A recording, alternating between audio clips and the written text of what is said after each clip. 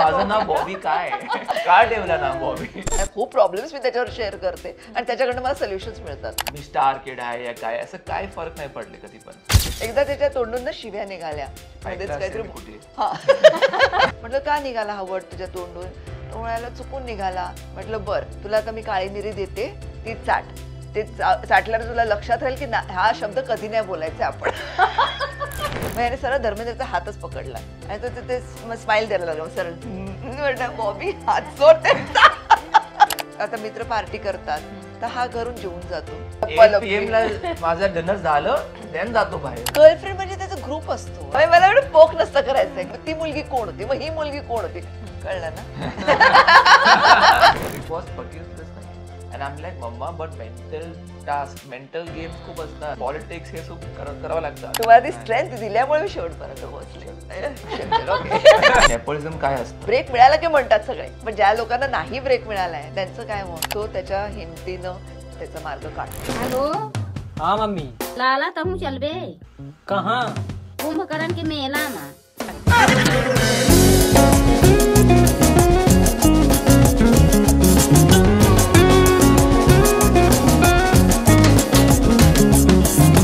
नमस्कार, मी प्रणाली मोरे. लोकमत फिल्मीच्या मंचावर तुमच्या सगळ्यांचं खूप खूप स्वागत. आज आपण भेटतो एका नव्या शोच्या निमित्तानं. अर्थात शो भरपूर आहेत आमच्याकडे, कॉन्टेंट खूप चांगला आहे, दर्जेदार आहे. पण हा शो आहे ना तो तुमच्या आमच्या सगळ्यांचा जवळचा असणार आहे. कारण सेलिब्रिटी सगळेच आपल्या सगळ्यांना आवडतात, आपल्याला त्यांच्याविषयी जाणून घ्यायला आवडतं.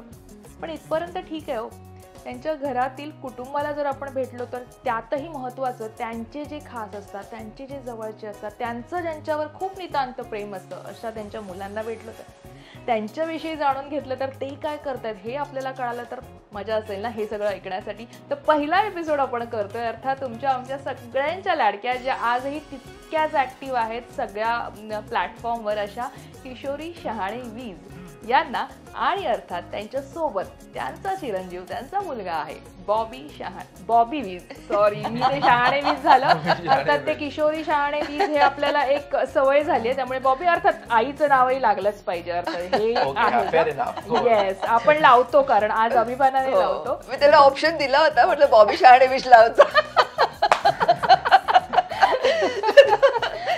इनफॅक्ट माझे हजबंड त्याला म्हणतात हा बॉबी मराठा आहे, हा म्हणजे पंजाबी आणि मराठा असं टाईपचं त्याचं बॉबी मराठा त्याचं म्हणत होते. वाव नाही म्हणून मी आज ते नामकरण केलं बॉबीचं. पण बॉबी आईचं स्वागत मी करतेच आहे पण आम्हाला तू पहिल्यांदा असा भेटतोयस असा दिसतोस. अर्थात तुमचे रील्स जे खूप व्हायरल होतात त्यातनं आम्हाला बॉबी माहितीये किंवा जे ऐकले आईकडनं ते माहितीये पण बॉबी असा तुम्हा आम्हा सर्वांना पहिल्यांदा भेटतो. तो सुरुवातीला आपण बॉबीकडेच जाऊ. हो चालेल चालेल. पहिले तुमच्या दर्शकांना मी नमस्कार करते आणि थँक्यू लोकमत आणि प्रणाली तुम्ही लोकांनी आम्हाला बोलवलं या शो वरती बॉबी सकट. So it's going to be wonderful interview together. मजा येणार आहे जरा. येस बॉबी मला सांग असं असतं ना की आई स्टार असतील, वडील मस्त डिरेक्टर आहेत इंडस्ट्रीमध्ये, आपण थोडे आणि आई तर आणि पप्पा ऑलरेडी हिंदीत, आई मराठी हिंदी दोन्हीकडे. त्यामुळे तुला त्याचं जे असं कॉलर टाईट असणं आणि ते जे स्टार किड्स असणं याचं किती अप्रूप आहे, किती आनंद वाटतो, अभिमान वाटतो आणि तुला असे एक्सपिरियन्स आलेत का थोडेसे मिरवण्याचे? ऑनेस्टली मी खूप प्राऊड आहे की I am son of Kishori Shahane Vij and Deepak Balraj Vij. आणि बट आय वुड से की स्कूलमध्ये ओके फ्रेंड्सला माहिती आहे, टीचर्सला माहिती आहे, पण माझ्या पेरेंट्सने मला एवढं हंबल अपब्रिंगिंग केलं आहे ना की I am always like okay so what, माझे पेरेंट्स आहे एवढं काम करतात पण ग्राउंडेड आहे. लाईक सगळ्यांशी मी इक्वलीच असं वागत होतो. कसं असं नव्हतं की मी स्टार किड आहे या काय असं काय फरक नाही पडले कधी पण. आणि लाईक पीपल रेकग्नाइज, ते बघतात काम बघतात आणि अप्रिशिएट करतात की तुझी आईला बी बघितलो की हे प्रोजेक्टमध्ये आहे, थँक्यू सो मच, अप्रिशिएट करतो मी पण. पण असंच आहे, असं काही वेगळं ते नाही की मला काही वाटतं की मी काही एक्स्ट्रा आहे आणि तसं काहीच नाही आहे. मला वाटतं की आम्ही सगळेच इक्वलच आहे. थँक्स टू माय पेरेंट्स की दे हॅव ऑलवेज केप्ट मी एवढं हंबल अँड एवढं लाईक ग्राउंडेड की what ever it is I am like की आम्ही सब सेमच आहे. इनफॅक्ट शाळेतले टीचर्स किंवा जे पीटी वगैरे असतं तर तेव्हा स्पेशली मला इन्व्हाइट यायचं की तुम्ही या नक्की स्पोर्ट्स डेला, तुम्ही या नक्की. म्हणजे मला ते मिळायचं आणि ते तिकडनं मी बॉबीला बॉबी बॉबी असं करायचा तो. नको नको मला अटेन्शन देऊस. त्याला म्हणजे ते असं वाटायचं की अरे माझ्या आईला जास्त हे बोलवतात वगैरे माझी मुलं मला फ्रेंड्स मध्ये. मी I don't want to stand out. He wanted to be that simple. माझ्यासाठी ती माझी आईच आहे ना. आई आई सेम असतात. असं काही नाही की सेलिब्रिटी आई आहे की काहीच. बरोबर. पण तुम्हाला मला पहिला प्रश्न असा विचारायचा आहे की करिअरच्या एका अशा वळणावर तुम्ही आई व्हायचं असं ठरवलं की जे आम्ही ऐकलंय की खूप छान करिअर सुरू होतं, तुम्ही उत्तम स्वतःला मेंटेन ठेवलं होतं आणि एक सुंदर अभिनेत्री जेव्हा आई बनायला जाते तेव्हा अर्थात असं असतं ना की हा निर्णय तर मी घेतलाय पण आता याच्या पुढे मला काम करता येईल का, माझ्याकडे काम येईल का, हे अनेक प्रश्न असतील. किंवा एका वळणावर ठरवलं असेल तुम्ही की नाही मला आता आई व्हायचंय आणि मला ते एन्जॉय करायचंय. हे कसं ठरलं? आणि अर्थात बॉबीचा जन्म आणि ह्या सगळ्या गोष्टी स्टार्सना कसं वाटतं आई बनताना, ते तुमच्याकडनं ऐकायला आवडेल. माझं करिअर ना खूप लहानपणी सुरू झालं. म्हणजे मी हार्डली करिअर नाही म्हणताना पण 13व्या वर्षी मी स्टेजवर होते. आणि शाळा, स्टेज आणि थिएटर आणि मग फिल्म्स करता करता माझं शिक्षणही चालू होतं आणि करिअरही चालू होतं. तर कॉलेज झालं तरी म्हणजे कॉलेज होईपर्यंत ऑलमोस्ट 20-25 पिक्चर्सची मी हिरोईन झाले होते. जेव्हा माझं असं एक मध्यमवर्गीय मुलगी आहे मेंटली मी. माझ्या आई बाबा तर खूपच सिम्पल, अजिबात माझ्या फॅमिलीमधलं कोणीही या क्षेत्रात नाही. त्यामुळे जे काय होतं ते मीच क्रिएट केलं होतं आणि त्याचा उदो माझ्या फॅमिलीमध्ये होत होतं. अरे वा आता हे केलं तर आता ते केलं वगैरे. आणि इतकं म्हणजे ऑलमोस्ट 40-45 पिक्चर्सही झाले होते जोपर्यंत मी असं विचार केला की आता मध्यमवर्गीय मुलगी आहे. आई बाबा म्हणाले लग्नाचा काही विचार आहे का, तर मी म्हटलं की मला कोणी भेटलं तर मी नक्कीच करेन. मला कारण ना ते एक टायमात केलेल्या गोष्टी मला जरा आवडतात. मी थोडीशी प्रॅक्टिकल आहे या बाबतीमध्ये की म्हणजे आता 23-24 झाले, आता लग्न पाहिजे, आता बाळ झालं पाहिजे, मग मी 50ची होईन तोपर्यंत माझा मुलगा 20 वर्षाचा झाला पाहिजे वगैरे. म्हणजे असं म्हणजे सगळं प्लॅनिंग बरंच होतं आणि ईश्वर कृपेने तसं घडतही गेलं. माझ्या ज्या इच्छा होत्या तशा साकार होतही गेल्या. की ऍक्च्युली मला दीपकजी भेटले मी जेव्हा 21 वर्षाची होते. मग 2-3 वर्ष वी हॅड फ्रेंडशिप आणि मग 24-25 वर्षाच्या असताना मी लग्न केलं.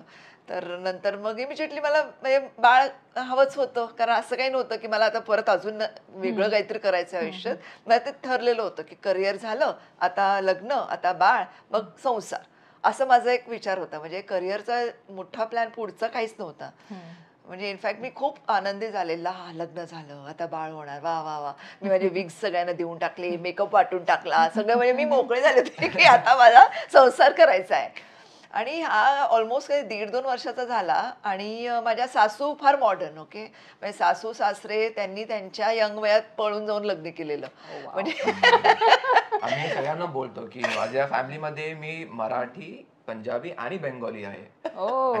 कसं आमले love marriage since grand parent days. Oh shit. खूप मॉडर्न फॅमिली आहे त्या. माझ्या सासू बंगाली आणि ते पंजाबी आणि त्यांनीच तेव्हा काहीतरी 20-21 वर्षाचे असताना दोघांनी लग्न केलं होतं एकमेकांशी. आणि माझे सासरे हिरो होते फिल्म इंडस्ट्रीमध्ये. हिंदी त्यांनी 16 फिल्म्स केल्या. म्हणजे आपल्या कामिनी कौशल पासून ते जयश्री गडकर पर्यंत सगळ्यांबरोबर कामं केली त्यांनी. आणि त्यांची मी सून. तर त्या सासू मला म्हणाल्या की तू एवढं काम करतेस, एवढं सगळं करायचीस, तू का बंद करून बसलीये. म्हटलं हो आता बाळ झालं, लग्न झालं तर मला आराम करायचा आहे, म्हणजे त्यांच्याबरोबर मला आयुष्य हे करायचं. तर नाही नाही असं काही नसतं, तू आता म्हटलं त्याचं मग पालन पोषण, त्याचं संगोपन. तर त्या म्हणाल्या की नाही नाही तू काही काळजी करू नको, मुलं वाढतात आपोआप. म्हटलं मुलं आपोआप वाढतात, बरं. मग असं काहीतरी 2-2.5-3 वर्ष झालं. मलाही थोडासा कॉन्फिडन्स यायला लागला की आता तो प्ले ग्रुपमध्ये जातोय, नर्सरीला जातोय. तर सासू म्हणाली आता तरी करायला लाग काम. म्हटलं हो का, बर. असं नाही. आणि फोन यायचे मला की करणार का आता काम, फिल्म करणार का, सिरियल करणार का, हे ते वगैरे करत करत मग मी शेवटी एका ठिकाणी हो म्हणाले आणि आपण करूया काम, असं मी एक सुरू केलं. पण ते असं गॅपनेच करत होते. मी काय पूर्ण 30 डेज नव्हते काम करत. मध्ये आठवड्यातनं 2-3 दिवस शूटिंग केलं. म्हणजे हळूहळू मी म्हटलं ह्यालाही थोडा सवय झाली पाहिजे. आणि त्याला मी अजिबात काही आमिष नाही दाखवला की तुला मी चॉकलेट देणार आल्यावर मला जाऊ दे घराच्या बाहेर. तो खूप शांतपणे बाय बाय टाटा करायचा. खूप मस्त होता. त्यामुळे मला ते त्याचं अंडरस्टँडिंग असल्यामुळे इनफॅक्ट एक बरं हे मी पहिलं कम्प्लीट करते. अंडरस्टँडिंग असल्यामुळे मला करिअर सुरू करता आलं परत. आणि सासू सासऱ्यांचा पाठिंबा होता. नवरा माझे दीपक बलराज सर त्यांनी माझ्या वडिलांना आधीच सांगितलं होतं की जी तिची मर्जी असेल तसं ती करू देत. म्हणजे लग्नानंतर करायचंय नाही करायचंय ऍब्सोल्युटली ऑन हर. ते झालं. हा ज्या शाळेत जायला लागला म्हणजे प्ले ग्रुप 1.5-2 वर्षाचा असेल आणि हार्डली जेमतेम जेव्हा चालायला लागतात मुलं वगैरे ना, तर त्याला तेव्हाच मी एक छोटीशी बॅग घेऊन दिली होती. त्याला खूप अभिमान वाटायचा. माझ्याकडे एक बॅग आली त्याच्यामध्ये एक छोटासा टिफिन, मग त्याच्यामध्ये छोटीशी पेन्सिल वही वगैरे असं मी त्याला ऑलरेडी दिलं होतं ते. तर तो काहीतरी गिरवायला लागलेला होता 1.5 वर्षाचा वगैरे असताना. असं काहीतरी असं चालू म्हटलं खेळू दे त्याला. त्यानंतर प्ले ग्रुपला 1.5-2 वर्षाची असताना त्याला एंट्री मिळाली. तर तो ना तसा लहानपणापासून समंजस रडलाच नाहीये टचवूड. म्हणजे आतापर्यंत त्याचं असं रडणं असं मी ऐकलं नाहीये. त्याला अंडरस्टँडिंग आहे ऑलमोस्ट. तर तेव्हा तो शाळेत जायला लागला प्ले ग्रुपमध्ये आणि सगळे लहान लहान मुलं ना, तर रडतात मुलं. It is very normal actually. मुलं रडतात की आई वडिलांना सोडून जाणार वगैरे. हा सगळ्यांना बघितलं त्याने आणि मी त्याचा हात पकडलेला होता. हा सगळीकडे बघतोय, माझ्याकडे बघितलं त्याने. म्हटलं काय? त्याला वाटलं असं रडायचं असतं. त्याला असं एक वाटलं की सगळे रडतात म्हणजे मलाही रडलं पाहिजे. म्हटलं व्हॉट आर यू डुईंग? सोड, काय रडारडी करणार आहे? म्हटलं काय करतात सगळे? रडतायत. म्हटलं तुला रडायचंय? नाही. म्हटलं कशाला करतो, जा. Okay bye. गेला तो आपला. म्हणजे इतका तेव्हापासूनच त्याचं इतकं अंडरस्टँडिंग नेचर आहे ना, तर मला कधीच त्रास नाही झाला या गोष्टीचा की आता काय करू, आता काय नाही. अरे आम्ही खूप चर्चा करतो, खूप बॉन्डेड आहोत. एस्पेशली आमच्या दोघांचं नातं तर खूपच बॉन्डिंग आहे आमचं. त्यामुळे तो प्रत्येक गोष्ट माझ्याबरोबर शेअर करतो, मी त्याच्याबरोबर शेअर करते. माझ्या खूप प्रॉब्लेम्स मी त्याच्यावर शेअर करते आणि त्याच्याकडनं मला सोल्युशन्स मिळतात. That's wonderful. पण बॉबी, जसं आई म्हणते की आता आई ऍक्ट्रेस होती म्हणजे काम सुरू केलं आईने. जेव्हा तुझं एज्युकेशन सुरू झालं हळूहळू तसं आईने काम सुरू केलं होतं. सर्व पालक असताना आई वडील सगळ्यांचे कदाचित रोज संध्याकाळी न्यायला येत असतील, सोडायला येत असतील, किंवा घरी गेल्यावर आई असेल आणि आई लगेच आपल्याला उचलून घेते आणि हे सगळं होतं लहान मुलांचं. नॉर्मली असं होतं घरामध्ये. आणि मग मुलं आईला खूप शाळेतल्या गप्पा मारतात किंवा कॉलेजमधनं गेल्यावर तिच्याशीच बोलतात कारण ती घरी असते. पण आपली आई तशी नाहीये. आपली आई काम करते, आपली आई बाहेर जाते. तिचं लाईफ असं आहे की ते 8 तासाचंही नाहीये, ते 8 तासापेक्षा जास्त काम करण्याचं आहे. मग जेव्हा असं व्हायचं की तू घरी यायचास, कदाचित आई तेव्हा नसेल किंवा इतर मुलांसारखं ते ट्रीटमेंट नसेल. अर्थात प्रेमाचं ट्रीटमेंट असंच असतं, पण जे मी जसं म्हणाली तसं टाइम स्पेस. मग त्यावेळेला तुला कुठेतरी फील व्हायचं माझी आई का नाहीये माझ्यासोबत? ऑनेस्टली मला असं कधीच नाही वाटलंय. कारण आय डोंट नो, लाईक जेव्हा मला वेनेवर मी मॉमला मिस करत होतो मी त्याला कॉल करतो, ती पिकअप करते कॉल, मी बोलतो फोनवर, फिनिश. आणि हे आताच झालं बरं स्मॉल लहानपणी पण. आणि जेव्हा जास्त होतं तर मी तिच्या सेट्सवर जात होतो, तिच्या किंवा वडीलच्या सेट्सवर जात होतो. आणि that was very cool. Like असं काहीच नव्हतं की आई घरी ऍक्च्युली काय माहिती, आउट ऑफ टर्न जाऊन ना खूप मी पण माझे हे दिलेत त्याला, म्हणजे एफर्ट्स घेतलेत मी. म्हणजे त्याचे प्रोजेक्ट्स असायचे ना, तर रात्र रात्र बसून आम्ही दोघांनी प्रोजेक्ट्स केलेत त्याचे. किंवा म्हणजे शूटिंग आहे ते माझं काम आहे, पण ॲज अन आई मी त्याला कम्प्लीट टाइम दिलाय. म्हणजे पीटीएला पण मी जायचे, त्याच्या स्पोर्ट्सला पण जायचे. म्हणजे शूटिंग वाल्यांना कदाचित मी थोडंसं नाराज करत असेल की मला नाही जायलाच पाहिजे अशा टाईपचं, पण ह्याच्या त्या पर्टिक्युलर रिक्वायरमेंटला मी होते. She was there at her best capacity everywhere, how much she could be there. असं काहीच नव्हतं की आई आहेच नाही कुठे पण. मतलब अवेलेबल होती, not physically in person but there. फोनवर आहे, थॉट्स मध्ये आहे अवेलेबल. तर मला असं कधीच नाही वाटलंय की आई घरीच आहे नाही, मला हग नाही करत, असं काहीच नव्हतं. नाही, ती रात्री शूटिंग वरून येते आणि मला हग करते. अजूनच म्हणजे ते आहे, ती येते. तर आय डोंट नो, स्टार्टिंग पासूनच असं होतं की मला पण त्याचा स्वभाव होतं की हे पण आहे. तो ऍक्च्युली इंडिपेंडेंट पण आहे पहिल्यापासून. म्हणजे ऑलमोस्ट किती 8-10 वर्षाचा असल्यापासून मायक्रोवेव्हला जेवण गरम करणं किंवा गॅसला गरम करणं जेवण वगैरे. कारण मेड वगैरे होती, कुक होती, जी जेवण बनवून जायची. मग हा स्वतःच उठून त्याला हवं तेव्हा जेवणाच्या वेळेस तो जेवण गरम करून घेणं, हे सगळं त्याने इंडिपेंडेंट असल्यामुळे ना, आणि त्याचं ट्रेनिंग तसंच म्हणजे समजूतदारच ठेवलं. मी त्याला किरकिर करूच दिली नाही. हा, ते असतं ना का किरकिर, हे नाही करायचं, ते नाही करायचं, असं आरडाओरडा कधी केलाच नाही. त्याला मी काय बसवून समजवलंय. एकदा त्याच्या तोंडून ना शिव्या निघाल्या.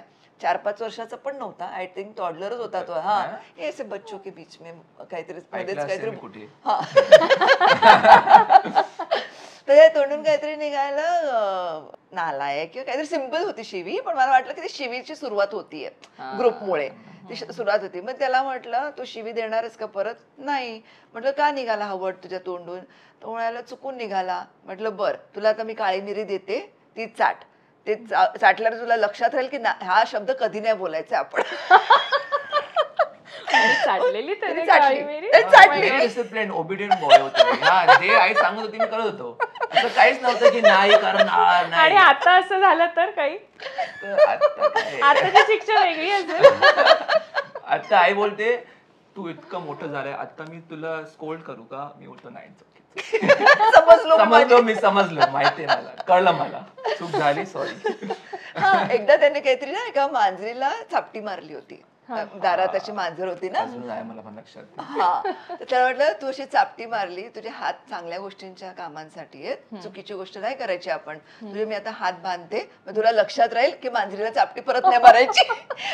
ओके, लक्षात आहे. रूम मध्ये कोण्यामध्ये असं टाय करून ठेवलं होतं आणि मला वाटतंय की खूप वेळ होतं, पण ती सांगते की फक्त लाईक 10-15 मिनिटं होतं, पण मला असं वाटतंय की आवर्स होतं की मी असं बसलोय कधी मला मी अशी रस्सी बांधून दोरी बांधून ठेवली, तो असा बसला होता आपला. मलाच दया आली, म्हटलं किती गप्प बसलाय, काहीच कुरकुर करत नाही. म्हणजे अशा तुला काही शिक्षा आठवतात ज्या पनिशमेंट आईने केलेल्या? म्हणजे ही झाली, या 2 झाल्या, आणखीन अशा तिच्या लक्षात आहे थोडं मोठं झाल्यावर आणखीन आईने काही केलंय? Not really. ती शिक्षा असते मुलांसाठी, आईने मुला धरल्यावर. आपलं बॉन्डिंग असं आहे ना की वी ऑलवेज कम्युनिकेट, की काय पण असेल ना, मला बुरं वाटलं की त्याला बुरं वाटलं तर वी कम्युनिकेट, स्पष्टपणे बोलतो, स्पष्टपणे बोलतो, असं काही ठेवत नाही मनात. तर ते स्टार्टिंग पासूनच आहे की मला इफ आय फेल्ट की आई तू जास्त बोलली तर मी त्याला बोलतो, आणि त्यावेळेस बोलतो आणि सॉर्ट करून ठेवतो. तो असं नव्हतं बोला धरत नाही आम्ही, मनात धरून नाही ठेवत, डोक्यात ठेवत नाही. त्यामुळे ते एक वेगळंच म्हणजे काय म्हणतात टर्न होऊन जातो, तो पूर्ण तो प्रसंगच बदलून जातो. म्हणजे त्याचं काही समजा असेल तर मी त्याच्याकडे स्टेअर करत बसते, ओके, असं निरखून बघत राहिले ना की ओके कळलं असं म्हणतो चुकतो, ओके असं. किंवा मी पण त्याच्या रूम मध्ये गेले की बॉबी बोलायचं होतं 5 मिनिट्स, मग परत 5 मिनिटांनी मी फोन करते, मग त्याला झालं का तुझं 5 मिनिटं? तर म्हणतोय हो. म्हणजे सांगितलं का नाही. एवढं सिम्पल चीज असतं. आणि आपली कधी पण असं काही झाली नाही की नेक्स्ट डे वर गेलाय, सेम डे सगळं सॉर्ट झालंय. Very peaceful family that way. हा, मी ऍक्च्युली ते मनात ठेवलेलंच आहे. म्हणजे मिस्टरांशी पण बोलताना, दीपकशी पण बोलताना, समजा कधी अशी काही आर्ग्युमेंट झाली, which is very rare, again नाहीच होत आमच्या आर्ग्युमेंट्स, तर आर्ग्युमेंट झालीच तर मी म्हणते रात्री झोपण्याच्या आधी सॉल्व्ह करून झोपायचं. बरोबर. दुसऱ्या दिवशी त्या ह्याने चिडचिडने उठायचं नाही. दुसऱ्या दिवशी नवीन आणि छान प्रसन्न दिवस असला पाहिजे असं. मला एक किशोरी तुम्हाला विचारायचंय, बॉबी या नावामागची स्टोरी काय? मी जसं तुला माहिती आहे की मी पण विचारलंय खूप वेळ, माझं नाव बॉबी काय, का ठेवलं नाव बॉबी? त्याच्या मागे तेव्हा खूप डीप थॉट होता की म्हणजे दीपक पंजाबी, मी मराठी, सासू बंगाली, माझ्या ज्या नंदा आल्या होत्या त्या नंदा नाही काय म्हणतात त्याला, भाऊजया आल्या होत्या त्या सरदारनी, म्हणजे अशा वेगवेगळंच होतं सगळं. आणि नॅशनल इंटिग्रेशन होते आमच्या फॅमिलीमध्ये. तर दीपकचं म्हणणं असं होतं की आपल्या मुलाचं नाव आपण असं ठेवूया, मग मुलगा असो किंवा मुलगी, एक कॉमन नाव आपण आधीच ठरवून ठेवूया की जे त्याला त्याचं हे रिलिजन नाही कळणार. इंटरनॅशनली तो कुठे फिरेल त्याला बॉबी म्हणून ओळखतील. तर बॉबी असं नाव असेल की त्याला काहीच माहित नाही ना की तुम्ही हिंदू आहे, मुस्लिम आहे, ख्रिश्चन आहे, सरदार आहात, काय आहात, म्हणून ते बॉबी असं एक नाव ठरलं होतं आमचं आधीच, जे बाळ होईल त्याला बॉबी नाव ठेवायचं आपण. म्हटलं ओके, असं झालं होतं ते. एवढं सिम्पल होतं ते. म्हणजे अक्षर काय आलं आणि काय नाव ठेवायचं वगैरे, अक्षर काहीतरी ग आलं होतं आणि त्यातून आम्हाला काही कळलं नाही ना, ब आणि ग ची काही संबंध नाहीये, बॉबीच ठेवायचंय असं म्हणून आम्ही बॉबीच ठेवलं. मग ते गाण्यामध्ये पण ते बॉबी आणि अजून एक गचं कुठलं तरी एक नाव होतं, पण ते आम्ही त्याला कधीच आवाज म्हणजे त्याने बोलवलं नाही त्याला, त्यामुळे ते बॉबी हा बॉबीच राहिला काय. निश्चित. आणि जसं बॉबी आता आई मराठी, बाबा पंजाबी, आजी बंगाली असं असल्यावर ना भाषेचा लँग्वेज खूप जण वेगवेगळ्या लँग्वेज मध्ये कदाचित बोलत असतील. आईच्या माहेरी गेल्यावर कदाचित मराठी येत असेल तुझ्या कानावर, घरामध्ये हिंदी, इंग्लिश आणि अशा लँग्वेजेस, किंवा आजी कधी बंगालीत सुरू होत असेल. तर या वेळेला ह्या ना सगळ्या भाषा ऑफकोर्स त्यामुळे शिकायला मिळाल्या असतील तुला, त्यांचं नॉलेज आलं असेल, पण ती गंमत असते. म्हणजे काय नक्की बोलू मी, तसा गोंधळ होतो कधी डोक्यात अजूनही? ऍक्च्युली काय आहे, बिकॉज एवढं मिक्सचर होतं ना, तर जास्त तर आम्ही घरीत हिंदी आणि इंग्लिशच ठेवलंय. लाईक पापाने पण तेच डिसाईड केलं की पंजाबी नको, मराठी पण नको, बेंगॉली पण नको, हिंदी इंग्लिश कॉमन आहे तर तेच बोलू.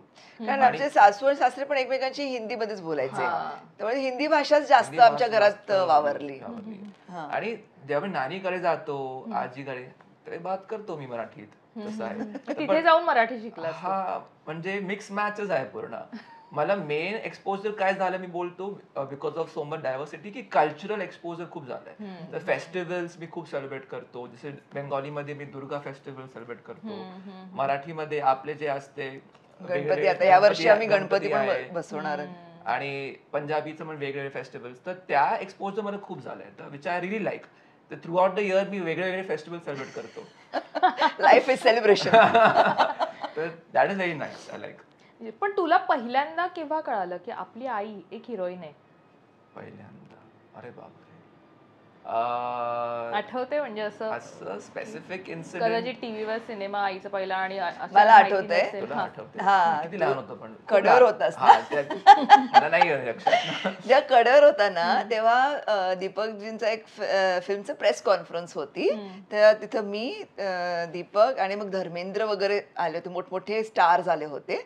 आणि पॅपराझी असते ना सगळीकडे, फोटो काढणं हे ते वगैरे, खूप फोटो काढत होते. फ्लॅश येत होतं त्याला, असं हे होत होतं. आणि त्याला नंतर कळलं की ज्याचा फोटो काढताय तो जास्त महत्वाचा माणूस आहे. मग याने सरळ धर्मेंद्रचा हातच पकडला आणि तो ते स्माइल द्यायला लागला सरळ. म्हटलं बॉबी हात सोड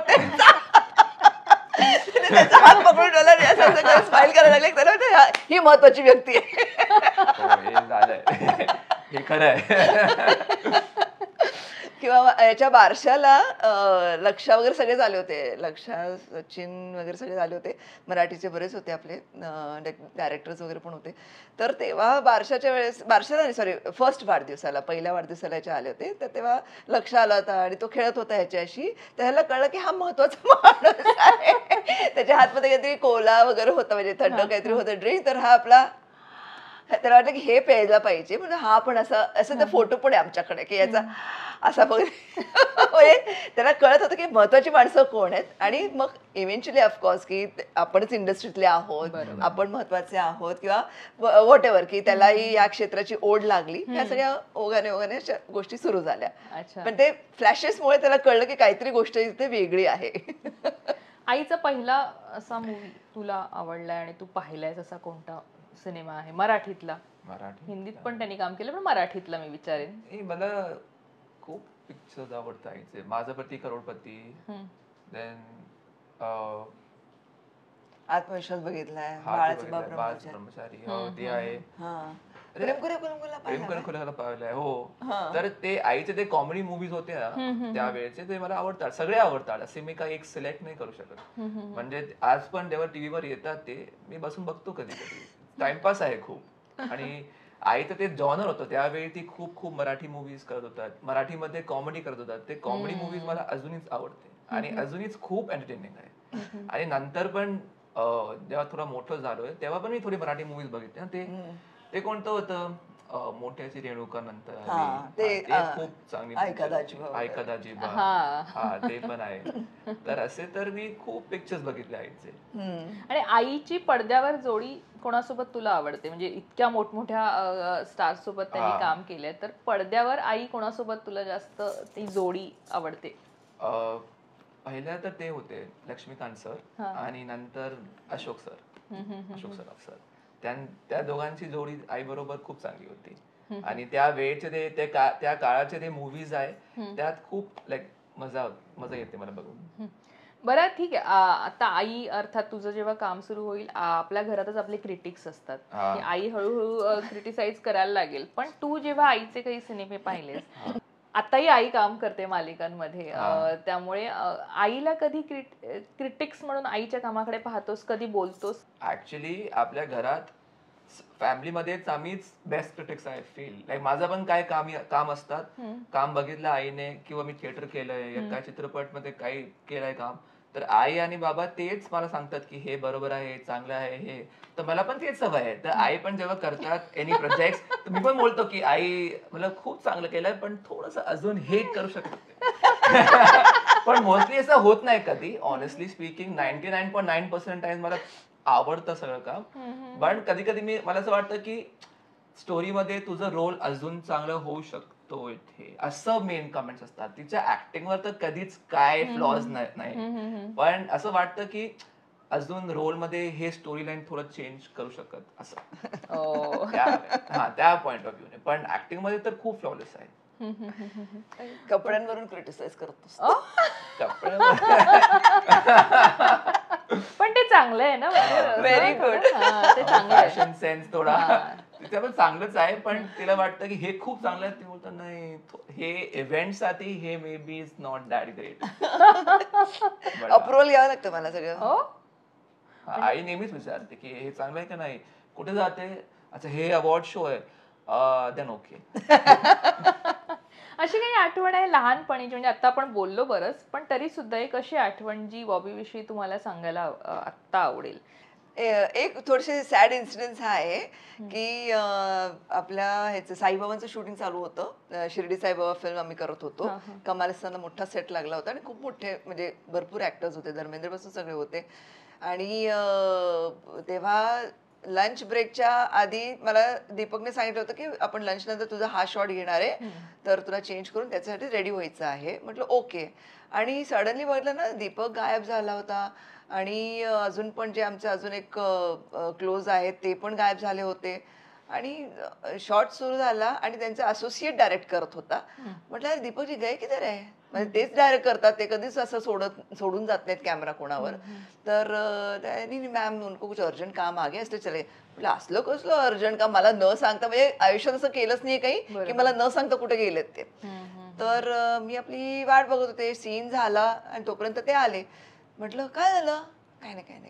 म्हटलं अरे काय झालं, म्हटलं अरे बॉबी शाळेत पडला, त्यांचे काहीतरी काय झालं होतं, मारामारी झाली होती. नाही धक्का मारला तो कोणीतरी असं काही नाही काय, मला we were playing running here and there and that मी पडलो आणि I had got hurt on my head. रक्तबंबाळ झाला होता आणि शाळेतून तेव्हा फोन आला होता, दीपकना फोन आला होता आणि त्यांनी मला सांगितलंच नाही. तर he just went and handled it. आणि माहिती स्टिचेस वगैरे पण आले होते त्याला, पण ते त्यांनी आपापसात भागवलं आणि मला एवढं सिरियसनेस सांगितलंही नाही. मी रात्री घरी आल्यावरती मला ते दिसलं, एवढा मोठा पट्टा लावलेला वगैरे. म्हटलं अरे वेड्यात का तुम्ही लोक, मला का नाही सांगितलं. नाही मग तू काम नसतं केलंस. म्हटलं तू पण काम करत होता ना, मला इन्व्हॉल्व करायचंच ना त्याच्यामध्ये.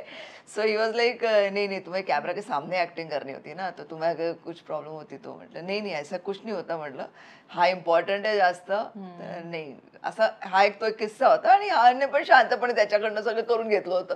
त्याला काही नव्हतं की त्यावेळी मी रडलं नव्हतं, पण रडत नव्हता. मला ऍक्च्युली माहिती पण नव्हतं की मला लागलंय. मला वाटलं काय तर झालंय, कोणी दुसरं मला बघून बोललो की रक्त येत आहे. Oh shit. देन मी गेलो टीचरकडे की असं झालंय का. मला थोडं पेन झालं, मी असं करून गेलो आणि हात मध्ये रक्त आहे, कोणी बोलतंय मागून रक्त आहे. ओ शिट असं झालंय. So that was a little different thing. बाकी मला जाम आवड होती याला नेहमी गॉगल वगैरे घालून, लहानपणापासून त्याला मी बाहेर घेऊन गॉगल जॅकेट वॅकेट घालून. तर आता त्याचे फोटोग्राफ्स बघतो ना लहानपणचे, म्हणे मम्मा क्या मैं गुडिया थी क्या, ऐसा डेकोरेट करके मुझे बाहर लेके जाते थे. पण बॉबीला ऍक्टिंग मध्ये आवड आहे किंवा या फील्ड मध्ये त्याला काहीतरी करायचं, हे तुम्हाला आई म्हणून कधी जाणवलं आणि तुमचा तो सपोर्ट त्याला कसा होता? मी बॉबीकडे येते नंतर, पण तुमचं आधी सांगा मला. कसं आलं, लहानपणी त्याला ना शाळेमधनंच त्याला अप्रुव्हल्स मिळायचे त्याच्या शाळेच्या फंक्शन्स मध्ये. म्हणजे ते असतं ना, ड्रामॅटिक्स असतं, प्लेज असतात, डान्स कॉम्पिटिशन्स असतात, तर त्यातच तो चांगला परफॉर्मन्स करत होता. आणि माझं असं कधीच इंटेन्शन नव्हतं की याला ऍक्टिंग मध्ये आणायचं आहे. आता मी कोण आणणार नाही आणणार, पण आपण एक रस्ता आखून देतो ना, गायडन्स देतो. तर त्या हिशोबाने त्याला कधीच मी त्याकडे जास्त एनकरेज केलंच नाही.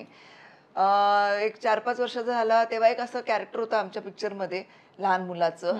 तर स्टोरी वगैरे चालू होती, आमचे डिस्कशन चालू होतं, हा लहान मुलाचं कॅरेक्टर आहे, 4-5 वर्षाच्या मुलाचं वगैरे असं. आणि ते दीपकची फोटोग्राफ्स वगैरे बघत होते, हा तिथून फिरत होता, काय चाललंय असं विचारत होता. म्हणतं मी करू का काम, म्हणतं मी करू का, 4 वर्षाचा, हा मी करू का.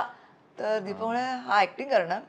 म्हटलं शाळेत तर करत असतो काय काय काय काय, त्याच्या पॅरेंट्स डेच्या फंक्शन्सला मी जाते तर बघत असते मी त्याला स्टेजवरती, पण मी फार काय एनकरेज करत नाहीये म्हटलं. तर दीपक म्हणे त्याला करायचं ते करू दे. मग त्याचं डायलॉग वर त्याच्याकडनं बोलून घेतलं आणि त्याने छान काम केलं माहितीये. 4 वर्षाचा होता, मलाही आश्चर्य वाटलं. गाणं होतं, अलकाचा मुलगा दाखवलं होतं, अलका कुबल, शिर्डी साईबाबा हिंदी फिल्म. अलका कुबल होती त्याच्यामध्ये, त्याची आई झाली होती, आणि अँडी बलराज माझे दीर वडील झाले होते. तर मी असायचेच सेटवर, कारण मी तेव्हा फार काम करत नव्हते. मी जास्त म्हणजे प्रोडक्शन चालू असताना मग त्यात मी जास्त इन्व्हॉल्व्ह व्हायचे, ऍक्टिंग थोडंसं बाजूला ठेवायचे. मग तर मी बघितलं तो करत होता, तो व्यवस्थित करत होता. मी काही त्याला सांगितलं नाही, गायडन्स नाही त्याला. जसं ऍज अ डायरेक्टर दीपक सांगतायत, आजूबाजूची माणसं जे करतायत त्याच्याबरोबर तो स्वतःला वाहून घेत होता. म्हणजे इनफॅक्ट एके दिवशी तर मेकअप पण मला म्हणाला, मॅडम हा मुलगा मोठा स्टार होणार. म्हटलं का हो, अहो कालचा जो गंध लावला होता मी आज विसरलो लावायला. मला सांगतो सर वो लगाया नाही आपने, टीका नाही लगाया. म्हणजे त्याचं तेवढं लक्ष की काल त्याने जो पेहराव घेतला होता त्याची कंटिन्युटी आज त्याला मेंटेन करायची त्या गाण्यामध्ये. तर त्याने त्या मेकअप झाला सांगितलं की तुम्ही टीका लावायला विसरत, लावा टीका. म्हणजे 4 वर्षाच्या मुलाला तेवढं ज्ञान होतं. तर ते असं थोडंसं मला पण अंदाज आला की त्याला कदाचित याची आवड आहे. नंतर आमच्या सेटवर यायचं, तो सरळ क्रेनवर जाऊन बसायचा, डीओपी बरोबर जाऊन बसायचं. संजय मालवणकर आमचे डीओपी होते त्या पिक्चरला वगैरे, त्याच्यावरतीच जाऊन बसायचं, तिकडनं सगळं बघायचं कसं शूटिंग चालू आहे, काय चालू आहे. म्हटलं हा डायरेक्टर होणार आहे, ऍक्टर होणार आहे, काय वेगळं होणार, मला काही कळेल ना त्याचं. नंतर हळूहळू आमच्या प्रत्येक पिक्चरमध्ये कधी ना कधी असं कॅरेक्टर याचं 3-4 पिक्चर्स त्यांनी आमच्या बरोबर केले ऍज अ चाइल्ड ऍक्टर. म्हणजे आता मालिक एक जो झाला त्याच्यात तर बराच मोठा रोल होता त्याचा, कारण मुलांची एक अशी ग्रुपची स्टोरी होती, साईबाबा आणि लहान मुलं, त्यात त्याने मस्त काम केलं. आणि मग नंतर हळूहळू त्याचा अभ्यास सिरियस झाला ना, 8वी 9वी 10वी वगैरे, मग तेव्हा कम्प्लिटली कट ऑफ झाला होता. पण परत 10वीच्या पॅरेंट्स डेला त्याने मोठं परफॉर्मन्स दिला स्टेजवरती. म्हटलं अरे हा तर वाटतं आता ह्याच्यातच येणारे होते. म्हणजे ही लाईन सुंदर आहे, पण ह्याच्यात ना खूप स्ट्रगल असतो. म्हणजे असा प्रत्येकाचा स्वतःचा एक प्रवास असतो. त्यामुळे मी जो प्रवास केला तो नकळतपणे मी बनले स्टार देवाच्या कृपेनं, माझ्या मेहनतीनं, माझ्या इच्छेनं पेक्षा माझ्यावर म्हणजे काय म्हणतात तसं मेहनत मी खूप करत गेले. मला एक आहे सवय की सिन्सिअर राहायचंय, जे मी करेन त्यात sincerely.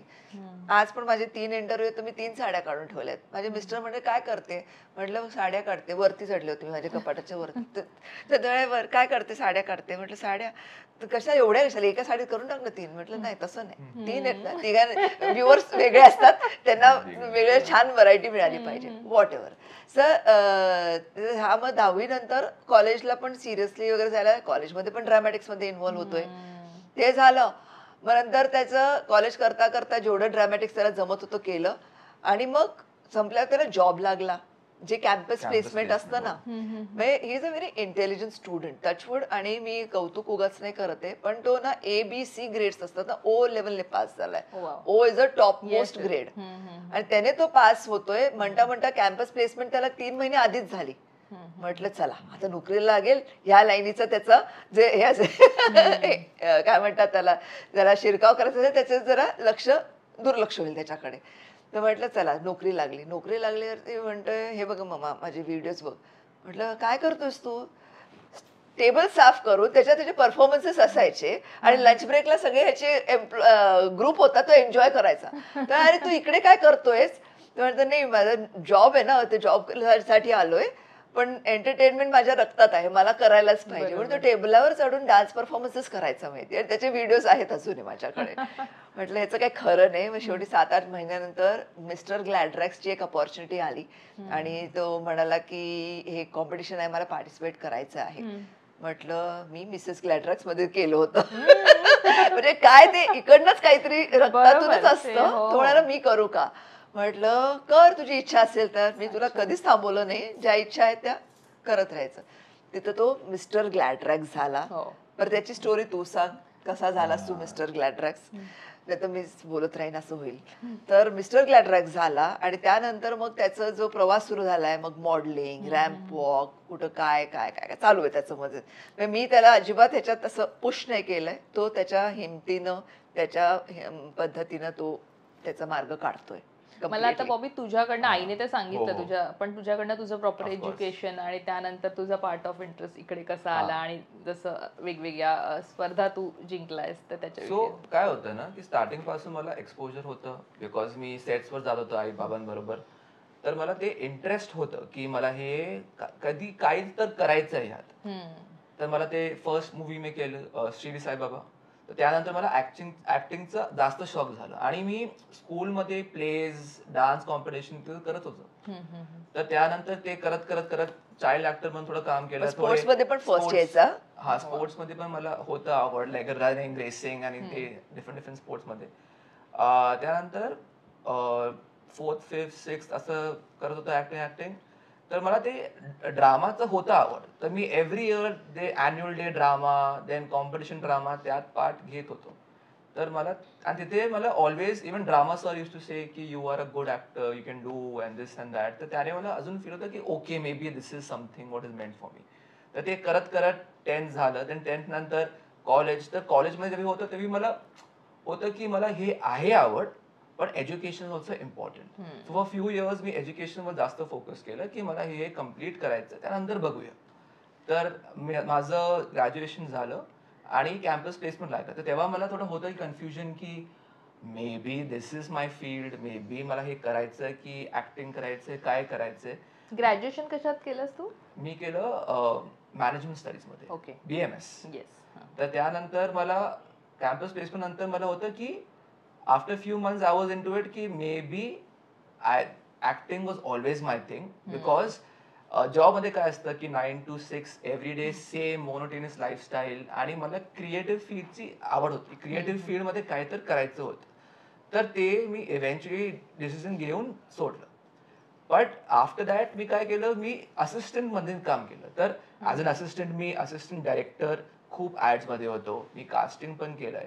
Me assistant in the editing room sound recording room dubbing studio सगळ्यात मी असिस्टंट केलंय for more than a year. त्यानंतर गॅड्रेक्स स्टार्ट झालं. गॅड्रेक्सचं कॉम्पिटिशन घेत होतं आणि मला होतं की मला हे करायचंय. आता गॅड्रेक्स कॉम्पिटिशन आई पण केली. मला एकदा ट्राय करायचंय. आणि गॅड्रेक्स मध्ये जेव्हा गेलो तर all the round me clear करत होतो आणि one final round was left. But before finals मला टायफॉइड झाला. तर मला तेव्हा असं होतं की आता हे काय झालंय आणि डॉक्टर मला बोललो की 1 month बेड रेस्ट आणि 10 days मध्ये फिनाले आहे. तर तेव्हा मी होतो की आता हे करायचंय नाही करायचंय काय करूया. तर till the 9th day I was completely on bed. 10th day I was like I am still unwell but whatever it is I will give it a shot. आणि मी ते कंडिशन मध्ये ड्रेसअप करून गेलो आणि final round मध्ये जे walk होतं ते मी केलं. क्वेश्चन आन्सर राऊंड कम्प्लीट झालं आणि मी जिंकलो. तर I was like this was genuinely worth it. Like काय पण होतं I went against all odds fought it and now I'm the winner. So it was worth it. But त्यानंतर मी अजून आजारी पडलो and 20 days मी रेस्ट केलं after winning the competition. But competition peak typhoid मध्ये होतं आणि ते जिंकलं. तर that was a very good achievement. त्यानंतर I was like okay this has started. सर मी थिएटरमध्ये मला ऑलवेज इंटरेस्ट होतं आणि थिएटर मी लहानपणापासून करत होतो. तो पॉइंट राहिला ऍक्च्युली. लाईक स्टार्टिंग पासून मी थिएटर करतोय. म्हणजे जेव्हा माझा सुरुवात झाला ऍक्टिंग करिअरमध्ये, ऍक्टिंग क्षेत्रात 5-6 years ओल्ड आय वॉज, त्यापासूनच थिएटर मी अजूनही करतोय. सो लास्ट 20 years प्लस पासून मी थिएटर करतोय. पृथ्वी थिएटरला वगैरे भरपूर शोज झाले त्याचे. थिएटर मध्ये माझा मेन एक्सपिरियन्स आहे, ते माझा बेस आहे. आणि जे पण मला ऍक्टिंग येतं, I would want to give a lot of credits because of theatre.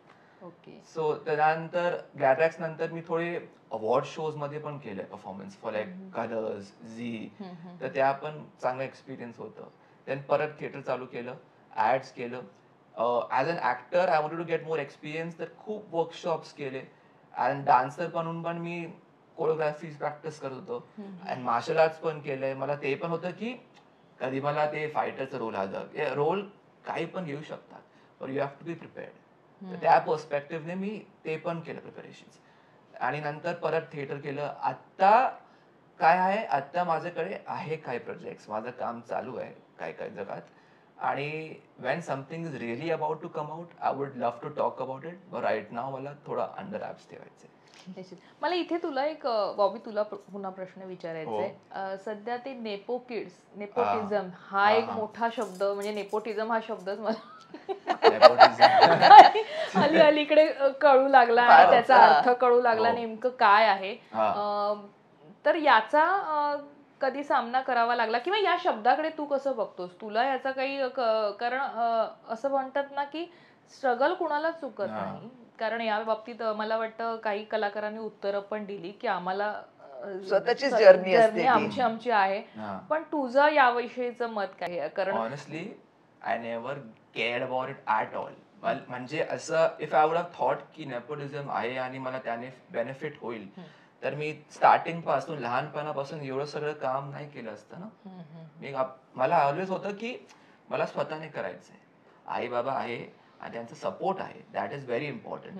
म्हणजे फॅमिलीमध्ये काय असतं लोकांच्या घरीत की आई बाबांना समजत नाही की हे ऍक्टिंग क्षेत्र काय, पण ऍटलीस्ट त्या पॉइंट ऑफ व्ह्यूने मला सपोर्ट मिळालं की we understand you are in this field, but this is your own journey. तर असं काही एक्स्ट्रा बेनिफिट नव्हतं. आणि मला एक पॉइंट सांगायचा आहे की नेपोटिझम काय असतं. आई बाबाने काम केलंय, मी सेम क्षेत्रात आहे. Same way happens in every field. बिझनेसमॅनचा बेटा बिझनेसमॅन करतो, लॉयरचा बेटा लॉयर बनतो. तर ते तर इन्फ्लुएन्स आहे ना. म्हणजे काय असतं की पेरेंट्स संस्कार असतात. तुम्ही पेरेंट्सला बघून शिकतात, पेरेंट्सला बघून तुम्ही इन्स्पायर होतात. तेच आहे फक्त. असं काय नाही की काय ऍडव्हान्टेज मला मिळालंय आणि मला पाहिजे पण नाही. माझं जर्नी स्वतःची आहे आणि आय एम जस्ट ग्लॅड की I have such parents who are very supportive. That is the only thing. Kishori, तुम्ही या शब्दाकडे कसं पाहता? कारण तुम्हाला वाटतंय का याचा हे खरंच असं आहे? नाही, हे खरं असं नाहीये. का माहितीये, मला बरेच लोक भेटतात, तुमचा मुलगा ना, तुम्हाला काय त्याला मिळेलच. म्हटलं असं नाहीये. म्हटलं ती त्याची जर्नी आहे आणि त्याला त्याचं टॅलेंट त्याला स्वतःला प्रूव्ह करायचं आहे. आणि भले कितीही टॅलेंटेड असेल तरी माझा मुलगा म्हणून कोणी त्याला ब्रेक नाही देणार आहे. त्याला स्वतःलाच प्रूव्ह करायचं आहे. प्रत्येक वेळेस जेव्हा तो कॅमेराला फेस करेल, आणि कधी कदाचित कोणाला असा ब्रेक मिळाला सुद्धा. समजा आता ऍक्च्युली हा शब्द कधी आला आपल्या हिंदी वर्ल्डमध्ये आला, हिंदी इंडस्ट्रीमध्ये आला, कारण कोणाच्या मुलाला ब्रेक मिळाला, कारण तो प्रत्येक पर्टिक्युलर माणसाचा मुलगा होता. पण तो पर्टिक्युलर माणूस पण स्वतःच्या हिमतीवर मोठा झाला होता की नाही. मग त्याच्या मुलाला ब्रेक मिळणं इट्स ओके, कारण त्याने तेवढी मेहनत घेतली होती. मग त्या मुलाला तितकंच ट्रेन केलं होतं. आणि ब्रेक मिळवल्यानंतर पण काय असतं की फर्स्ट टाइम ब्रेक मिळतं, पण नंतर they have to prove themselves only. First time break मिळतं. आणि किती लोक आहेत जे एक मूवी करून जातात, फ्लॉप झालं, पण if they are a good actor, if they are working hard, only then they will get more work ना. तर दॅट इज नॅचरल. पण असं कधी झालं की तुम्ही असं माहिती, हा नेपोटिझम हा शब्द ना थोडा नेगेटिव्ह शब्द आहे. त्यामुळे आम्ही दोघं तर त्याचा विचारही नाही करत. कारण तो कसं, काही लोक जे या क्षेत्रामध्ये नाही आहेत किंवा त्यांना खूप स्ट्रगल करावं लागतंय म्हणून काहीतरी ढकलायचं म्हणून ते ढकलल्यासारखं आहे. पण त्यांना हे नाही माहितीत की आमच्या आयुष्यात आम्ही तितकेच स्ट्रगल करत असतो. म्हणजे आज मी जर इथं आहे, इंटरव्ह्यू देतेय, किशोरी शहाणे वगैरे जे पण असेल, पण ते कधीतरी लहान होतीच ना. लहानाचीच मोठी माझ्या मेहनतीने झाले, माझ्या हिमतीनं झाले. जरी माझी आई मोठी स्टार असते तरी मला माझी मेहनत करायच लागली असते. तर बॉबी बघा ना 4 वर्षाच्या असल्यापासून तो या क्षेत्राशी काही ना काहीतरी करतोय. त्याने त्याचे वर्कशॉप स्वतः हँडल केलेले आहेत. म्हणजे 4 वर्षाचा असताना समजा रामनाथ थरवड होते चिल्ड्रन्स ग्रुप हँडल करणारे, त्यांनी त्याचा वर्कशॉप घेतलेला आहे. तो स्वतः जायचा ना, म्हणजे हा भले सोडायला मी जायचे पिकअप करायचे पण त्याचे हे थॉट्स होते, त्याला काय करायचं ते त्यांनी त्याची जर्नी आखलेली आहे. आम्ही काय करतो की त्याला समजा आता ऍक्टर बनायचंय, मग तो ऑब्झर्वेशन आहे ना त्याचं स्वतःचं पण बुद्धी आहे. आम्ही त्याला एज्युकेट करायचं एक काम करतो की ह्या क्षेत्राशी असं आहे तसं आहे. एज्युकेशन आपण देऊ शकतो पण ते शेवटी त्याचं डोकं आहे, त्याला काय करायचं ते त्याची इच्छा आहे. हे सगळे इतके वर्ष आता तो पॉंडिचेरीला जाऊन आला, कुठं अजून आउटडोर्सला जाऊन येतो, किती काय काय वर्कशॉप्स करत असतो, तर त्याचं तो हँडल करतोय. तर नेपोटिझम हे खूप नेगेटिव्ह शब्द आहे. अशा लोकांनी काढलेला शब्द असेल की ज्यांना संधी नसेल मिळाली, पण ती संधी मलाही नाही मिळणार कधी कदाचित, त्यालाही नाही मिळणार कधी कदाचित. पण त्याच्या मागे मग आपण असं म्हणतो अरे ते त्यांचा मुलगा असूनही नेपोटिझम असूनही त्याला ब्रेक नाही मिळाला, असं नाही आपण बोलत ना कधी. नुसतं नेपोटिझम हा ब्रेक मिळाला की म्हणतात सगळे हे बघा त्याच्यामुळे त्याला ब्रेक मिळाला. पण ज्या लोकांना नाही ब्रेक मिळालाय त्यांचं काय, मग त्यांच्याबद्दल कुठे कोण चर्चा करत आहे. कितीतरी मुलं अशी कोणाची स्ट्रगल करत असतील, पहिली संधी मिळाली असेल पण नंतर कुठं त्यांना कोणी उभं करतंय. तर it is just a negative शब्द म्हणजे मला वाटतं, आणि त्याला फार काही बेस नाहीये. कारण जसं बॉबी म्हणाला बिझनेसमॅनचा मुलगा बिझनेसमॅन होतो. It's so simple that. Marathi आणि हिंदी दोन्ही इंडस्ट्रीमध्ये ग्रुप्स आहेत डिरेक्टर्सचे, त्यांचा एक चमू असतो आणि ते रिपीट करतात आर्टिस्ट, आणि मग त्यांच्या रिलेटेड कोणी नवीन चेहरा त्यांच्या ओळखीचा असेल तर तो कदाचित इंट्रोड्यूस करतात, असं होतं. मग या ग्रुपिझमच्या बाबतीत तुम्ही बॉबीला किती हे करून ठेवलंय की कसं ह्याला फेस कर, किंवा काही खाचखळगे आहेत त्याविषयी तुम्ही कसं सांगितलंय त्याला? आणि मी बॉबीकडे येते मग त्याचं ऑब्झर्वेशन काय आहे बाहेरून बघतात. बरोबर. ऍक्च्युली आता सध्याचा काळ ना ग्रुपिझम म्हणजे एक पर्टिक्युलर एक मे बी 10-15 लोकांपुरता तो ग्रुपिझम राहिलेला आहे. पण फील्ड तसं भरपूर मोठं झालंय. वेब सिरीजने तर खूपच प्लॅटफॉर्म ओपन करून दिले आणि ऍड्सने पण वगैरे. त्यामुळे मला वाटत नाही की ग्रुपिझम पुरतच मर्यादित ऍक्टर्स आणि क्रिएट होतात, इतर ठिकाणी सुद्धा क्रिएट होतात. म्हणजे आता समजा लापता लेडीज बघा, कुठं असे काही ऑफबीट फिल्म्स बघा, वेब सिरीज बघा, फॅमिली मॅन बघा, कोण कुठे मनोज वाजपेयी कुठल्या ग्रुपचा आहे, कुठल्याच ग्रुपचा नाहीये. म्हणजे असे कितीतरी एक्झाम्पल्स जास्त आहेत.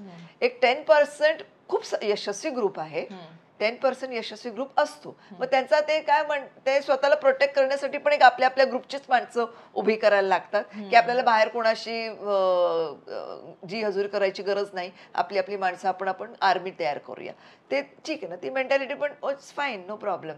पण बाकी इतर दुनिया खूप मोठी आहे, आपण तिकडे बघूया ना. बरोबर.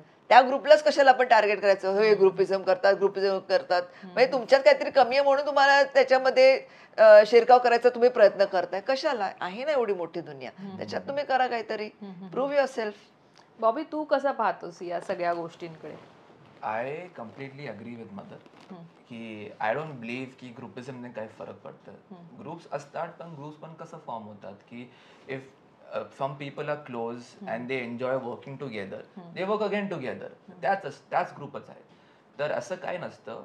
आय जस्ट फील की ऑपॉर्च्युनिटीज खूप आहे आणि it just depends on your talent and your destiny की वेअर यू विल रीच. तर ग्रुपिझमने मला काय फरक पडत नाही. म्हणजे मी काय ग्रुपमध्ये आहे काय नाही आहे असं मी कधी विचारच नाही केलाय. मला वाटतंय की there is good opportunities for everyone who is a good actor, he can make it there. फक्त मेकर्सचा ग्रुप असेल असं मी नाही म्हणत. जे निघालीत मंडळी ती आपापसात एकमेकांना सपोर्ट करतात. NSG मंडळी येतात ती एकमेकांना सपोर्ट करतात. FTI ची मुलं येतात ती एकमेकांना सपोर्ट करतात. मग आपण काय त्याला म्हणायचं? त्याला काहीच उत्तर नाहीये ना. ग्रुप म्हणजे कसं कम्फर्ट लेवल बेसिकली. आपण आपली आपली कम्फर्ट शोधत असतो, तर तसं ते ग्रुप तयार होत जातो. बरोबर. So it's okay. असं खूप मोठी दुनिया आहे आणि आपण स्वतःशी स्पर्धा केली पाहिजे, कोणाशी स्पर्धा नाही केली पाहिजे. बेस्ट ते असतं. निश्चित. पण इथे मला बॉबी तुला विचारायचंय की थोडंसं आपण अजून थोडं मगाशी एक विषय निघाला होता की लक्ष्मीकांत सरांसोबत तुझा फोटो आहे आणि लहानपणीचा. पण अशा काही ऍक्टर्सना जे आईचे जवळचे आहेत, खास आहेत, त्यांना त्यांच्याबरोबरच्या तुझ्या काही आठवणी शेअर करशील तू? म्हणजे समजा अशोक मामा आहेत, अशोक सराफ आहेत, लक्ष्मीकांत बेर्डे यांना कदाचित भेटला असशील, खूप लहान होतो खूप लहान हा, असशील, बाळच तर होता आठवणी तो, बाळ नसतील होता तो. कारण तशा. सचिनला भेटलाय तो हा, चांगला मग सचिन पिळगावकर आहेत. असे बरेच ऍक्टर्स आहेत ज्यांच्याविषयी तुला इथे बोलायला आवडेल, की त्यांना तू व्यक्ती म्हणून ओळखतोस, माणूस म्हणून ओळखतोस, त्यांच्याशी बोललायस, ते कसे वाटतात तुला? आशुतोष गोवारीकरला भेटलाय म्हणजे आहेत, इतर पण आहेत बरेच. सचिन सरचं बोलतो तर सचिन सर खूप चांगले माणूस आहे आणि मी जेव्हा त्यांना भेटलोय व्हेरी नाईसली वॉर्मली ते भेटतात आणि लाईक आई बरोबर त्यांनी खूप काम केलंय तर ही नोज की मी त्यांचा मुलगा आहे तर बॉबी सो स्वीट लाईक कारण जेव्हा मी लहान होतो even after I grow up you always been very supportive. कधी कधी जेव्हा मी याला भेटतो पण सर तर मला ॲडवाईस करतो की तू हे करू शकतो, तू हे कर, असं कधी कधी मला फील होतं ना की मला काय करायचंय नेक्स्ट. त्यामध्ये कधी ॲडवाईस पाहिजे तर मी त्यांना विचारतो आणि ते सांगतात पण. हे खूप हेल्पफुल आहे, खूप हेल्पफुल नेचर आहे त्यांचं. आणि अशोक दादा तर ते तर खूप लेजंड सारखे आहे. म्हणजे जेव्हा जातो पाय पडतो आणि ते पण खूप चांगलं भेटतात. लाईक बॉबी कशा आहे तू, काय करतो आता, आणि मी सांगतो की सर मी आता हे करतोय, आता माझं हे प्रोजेक्ट चालू होणार आहे. तर दॅट वे लाईक असे बॉम्ब सपोर्टिव्ह मेमरीज आहे. असं काही वेगळं नाही आहे की एकदम की मी बोलू शकतो. पण ओव्हरऑल असंच आहे की everyone meets very nicely and very like warmly sweetly. आणि पप्पांचं सर्कल हे बॉलिवूडचं सर्कल आहे. म्हणजे बरेचसे हिंदी स्टार्स तुमचे फॅमिली फ्रेंड्स आहेत, क्लोज आहेत. तर असे कोणते आहेत की जे त्यांच्याशी तुझं बॉन्डिंग किंवा एक त्यांना तू जवळून पाहिलंयस, ओळखलंयस किंवा माणूस म्हणून ते तुला आवडलेत, असे कोणते आहेत Bollywood side? Bollywood side Jackie is there. हा, जॅकी श्रॉफ बिडू. लहान असं मोठं असतो माणूस बिडू आहे त्यांचा. खूप चिल आहे तो, खूप चिल. अजूनही क्या करा बिडू असं एकदम लाईक फुल एकदम वाईब आहे त्यांचं लाईक ऍटिट्यूड जे आहे ते खूप वेगळंच आहे आणि युनिक आहे आणि त्यांना ते खूप सूट पण करतात. आणि ते ऑलवेज असंच राहिले. जेव्हा मी त्यांच्या बरोबर शूटिंग केलं ना, मी मालिक एक मध्ये माझे सीन होते त्यांच्या बरोबर, तेव्हा पण हा क्या सीन्स आहे, अच्छा ओके लेट्स शूट. तर असं एकदम चिल ऍटिट्यूड होतं, कूल ऍटिट्यूड. कधी असं नव्हतं की मी जॅकी श्रॉफ आहे, असं काहीच नाही. Very humble, very down to earth. ते सगळ्यांबरोबर बोलतात, स्पॉट बॉय या कोणी स्टाफ असेल इक्वली वागतात सगळ्यांबरोबर. तर त्यांचे ते पण खूप चांगले होते असे. I don't know, I have never experienced कोणी असं की ओ शेट ते असं आहे, नाही आता कधीच फीलच नाही झालंय. Always everyone has whoever I have met खूप ग्राउंडेड, खूप चिल, खूप रिलॅक्स्ड, सपोर्टिव्ह, तसंच आहे. तुला आता हिंदीत तू काम सुरू केलंयस, काम करतोयस, तर असे काही आपले हे असतात ना काम करताना, मग यांच्यासोबत काम करायचंय भविष्यामध्ये, इन फ्युचर मला यांच्यासोबत काहीतरी प्रोजेक्टमध्ये एक हे भाग व्हायचंय त्याचा, असे तू ठरवलेस काही, कोणी स्पेसिफिक ते डोक्यात आहे? ऍक्च्युली एक नाव नाही आहे, कारण खूप बहुत बहुत सारे लोक आहे. हा, तर असं काही एक नाव नाही माझ्या लक्षात, कारण मला माझी जर्नी आता स्टार्ट होते. तर मला खूप लोकांबरोबर काम करायचं आहे आणि मी या स्टेजवर आहे की I am more than happy to work with as many people who I look up to. मला असं नाही आहे की एकच हे यांच्या बरोबरच काम करायचं, असं काहीच नाही आहे. माझ्या डोक्यात आहे पण लॉंग लिस्ट आहे. तर असं मला काही एक नाव नाही सांगायचंय. आणि मराठीमध्ये तुला कोणाचे मूवी पाहायला आवडतात, किंवा मराठी स्पेसिफिक तू पाहिलेले आणि तुला आवडलेले आत्ताच्या या गेल्या काही वर्षातले काही मूवी जे तुला आठवत आहेत आणि तुला वाटतंय की छान मूवी आणि हे मस्त दिग्दर्शक आहेत मराठी इंडस्ट्रीत, कधीतरी यांच्यावर काम करायला आवडेल, असं मराठीबद्दल तू सांगू शकतोस? मराठीबद्दल like maybe Aditya Sarpotdar, ते खूप चांगले चित्रपट बनवतात. ते झोंबिवली काही वेगळीच होती, चित्रपट चांगली होती. आणि इवन नागराज मंजुले सर, त्यांचे चित्रपट खूप चांगले असतात. तर असे खूप डायरेक्टर्स आहे. मी एक डायरेक्टरचं नाव नाही घ्यायचं, मला एक्सपोजर मिळाला. खूप चांगले डायरेक्टर्स आहे, उनमें से एक के साथ भी मुझे एक अच्छा प्रोजेक्ट मिलेगा, I will be more than happy and blessed. तर मला असं नाही की चूजी व्हायचं आहे या this stage. I am more than open की हे चांगले चित्रपट बनवतात, मला त्यांच्यावर काम करायचंय. निश्चित. आणि असं असतं ना आपण जेव्हा काम करतोय तेव्हा आपला एक जॉनर ठरलेला असतो. मी ऍक्शन हिरो, रोमॅन्टिक हिरो, मग फॅमिली ड्रामा, असे वेगवेगळे जॉनर आहेत जे आपले फेवरेट होऊन जातात. कदाचित आपण पडद्यावर ते पाहतो आणि मग आपल्याला ते आवडू लागतात आणि मग ते आपण तसं करायचा प्रयत्न करतो. कदाचित आईमुळे किंवा बाबांमुळे तुला सगळ्याच जॉनरला एक तू हे फेवर करत असशील. पण ॲज अन ऍक्टर पडद्यावर तुला स्वतःला कशात पाहायला आवडेल? म्हणजे ऍक्शन हिरो, रोमॅन्टिक हिरो, कारण तुझी पर्सनॅलिटी अशी आहे की तू रोमॅन्टिकही वाटशील, चांगला वाटशील, तू ऍक्शनही चांगला हिरो मध्ये. तेच करायचंय मला, ऍक्शन हिरो विथ रोमॅन्स. तेच करायचंय.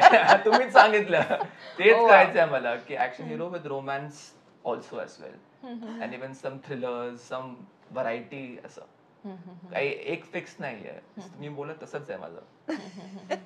आणि दुसरं म्हणजे मगाशी आपण म्हणजे बोलता बोलता सुरू करायच्या आधी मी एक प्रश्न केला, तो मी इथे खास करून घेईन, कारण जसं आता बॉबीचं करिअर एक याला सुरू होतंय, त्यामुळे हा प्रश्न मला वाटतं हे उत्तर सगळ्यांपर्यंत जाणं गरजेचं आहे.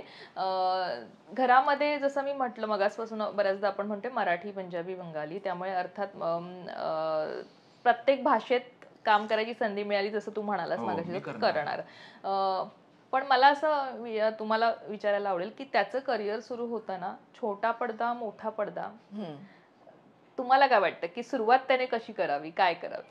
आणि थिएटर म्हणजे नाटकही आहे. राईट. काय जेव्हापासून हा मिस्टर ग्लॅड्रॅक्स आला ना तेव्हापासून लोकांचे मला फोन्स येतात. पण कसे टाईपचे फोन येतात माहिती आहे? ताई तुमच्या मुलाला आम्हाला लॉन्च करायचंय. आता आपल्याला म्हटलं आपण कोण? मग काहीतरी कुठल्या तरी गावातले इकडचे तिकडचे, कधी थोडेसे बरे लोक पण फोन करतात, मग त्यांचं कंटेंट बरोबर नसतं. मग काही मेकर्स असे कोणी फोन करतात ज्यांचे पिक्चर कम्प्लीट नाही होत.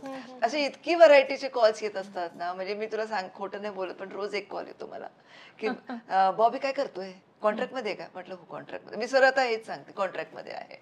का मी कसं दुखवू नाही शकत कोणाचं मन, पण असे प्रोजेक्ट तर आलं पाहिजे चांगलं की स्ट्रॉंग आपल्याला वाटलं पाहिजे हा पूर्ण होणार आहे प्रोजेक्ट, आणि हा चांगला रोल आहे, हा दिग्दर्शक चांगला आहे, फार महत्वाची गोष्ट. चांगल्या सब्जेक्टची पण वाट लागते, तर चांगला दिग्दर्शक, चांगला प्रोजेक्ट म्हणणं फार गरजेचं आहे, आणि ते पहिलं पदार्पणासाठी ते गरजेचं आहे. बाकी सगळ्या गोष्टी आपोआप मग एक लाईनअप होत जातं. वन्स यू स्टार्ट गुड ना, मग ते पुढच्या गोष्टी पण फॉलो होत राहतात. पहिलं पाऊल आपलं एक भक्कम चांगलं पाहिजे, ते माझी निश्चित इच्छा आहे. छोटा पडदा, मोठा पडदा, आय डोंट केअर. छोटा पडदा असेल तरी फाईन, त्याच्यामध्ये त्याचा रोल चांगला असला पाहिजे, हिरो असला पाहिजे किंवा पॅरलल लीड तरी असला पाहिजे, आणि त्याच्यामध्ये त्याचं म्हणजे त्याला पुढे अजून त्यात स्कोप मिळेल असं पाहिजे, करिअरमध्ये स्कोप मिळाला पाहिजे. आता वेब सिरीज वगैरे पण एवढ्या काय काय चालू असतात, बोलणी चालू असते, पण त्या कॅरेक्टरने असं त्याला पुढे नेलं पाहिजे करिअरमध्ये. नुसतं त्या वेब सिरीज पुरतं एक छोटंसं कॅरेक्टर करून नाही संपलं पाहिजे, इट हॅज टू कंटिन्यू. तर असं आमचं एक फोकस आहे की चांगलं काम, छोटा पडदा, मोठा पडदा, आमचा काही प्रॉब्लेम नाहीये. ऍक्टिंग आलं पाहिजे, टॅलेंट पोचलं पाहिजे लोकांपर्यंत, कारण नुसतं घरी बसून तुमचं टॅलेंट लोकांना नाही कळणार. तुम्ही कुठल्या पण फॉर्म मध्ये काम केलं, जसं थिएटरमुळे त्याला पुढच्या गोष्टी मिळतात, तर थिएटर तर करतोच आहे तो, पण थिएटर मधून अप्रिशिएट होणं, मग नंतर सिरियल मध्ये अप्रिशिएट होणं फार गरजेचं आहे प्रत्येक वेळेस. आपण कुठेही काही टाकतो तर त्याचं पुढे त्याचं प्लस झालं पाहिजे, तर त्याला तसं प्लॅटफॉर्म मिळालं पाहिजे. वेब सिरीज असो, ऍड फिल्म्स असो, सिरियल असो, मूवीज असो, जे तो करतोय आता सध्या का ते त्या लेवलचे आहेत गोष्टी, म्हणून तो स्लो आहे. तो एकदम फटाफट नाही दिसणार कुठे, आरामात दिसेल, कारण तो स्वतः चूजी आहे. मी कधीतरी माझ्याकडे प्रोजेक्ट तर त्याला विचारते, बाबा असं आहे, माझा डायलेमा आहे, तो म्हणते असं आहे का, त्याच्या तसं आहे का, त्याचे काहीतरी वेगळे कॅल्क्युलेशन्स असतात. मग असं कळतं की नाही, हा प्रोजेक्ट माझ्यासाठी बरोबर नाहीये, त्याचे काहीतरी अँगल्स तो असं दाखवतो ना, म्हणजे तो ऍक्च्युली ना समृद्ध आहे, त्याला माहिती आहे, त्याने त्याचे कॅल्क्युलेशन्स केलेले आहेत आयुष्याचे, त्याला काय करायचं त्याला पक्क माहिती आहे. मला काही इंटरफिअर करायची गरज नाहीये, त्याला स्वतःला माहिती आहे की हा सिरियल मिळाली चांगली तर करणार सिरियल, फिल्म मिळाले फिल्म, वेब सिरीज मिळाले वेब सिरीज, जे असेल ते प्लॅटफॉर्म अवेलेबल तो करणार. निश्चित. बॉबी, तुला मला विचारायला आवडेल इथे, कारण आत्ता जे मेल ऍक्टर्स मी पाहते ना छोट्या पडद्यावरी हो. ते हँडसम आहेत मोर दॅन फिल्म ऍक्टर्स म्हणजे असं आहे असं मला वाटतं तुम्ही पण ते मराठीमध्ये ऑब्झर्व केलं असेल.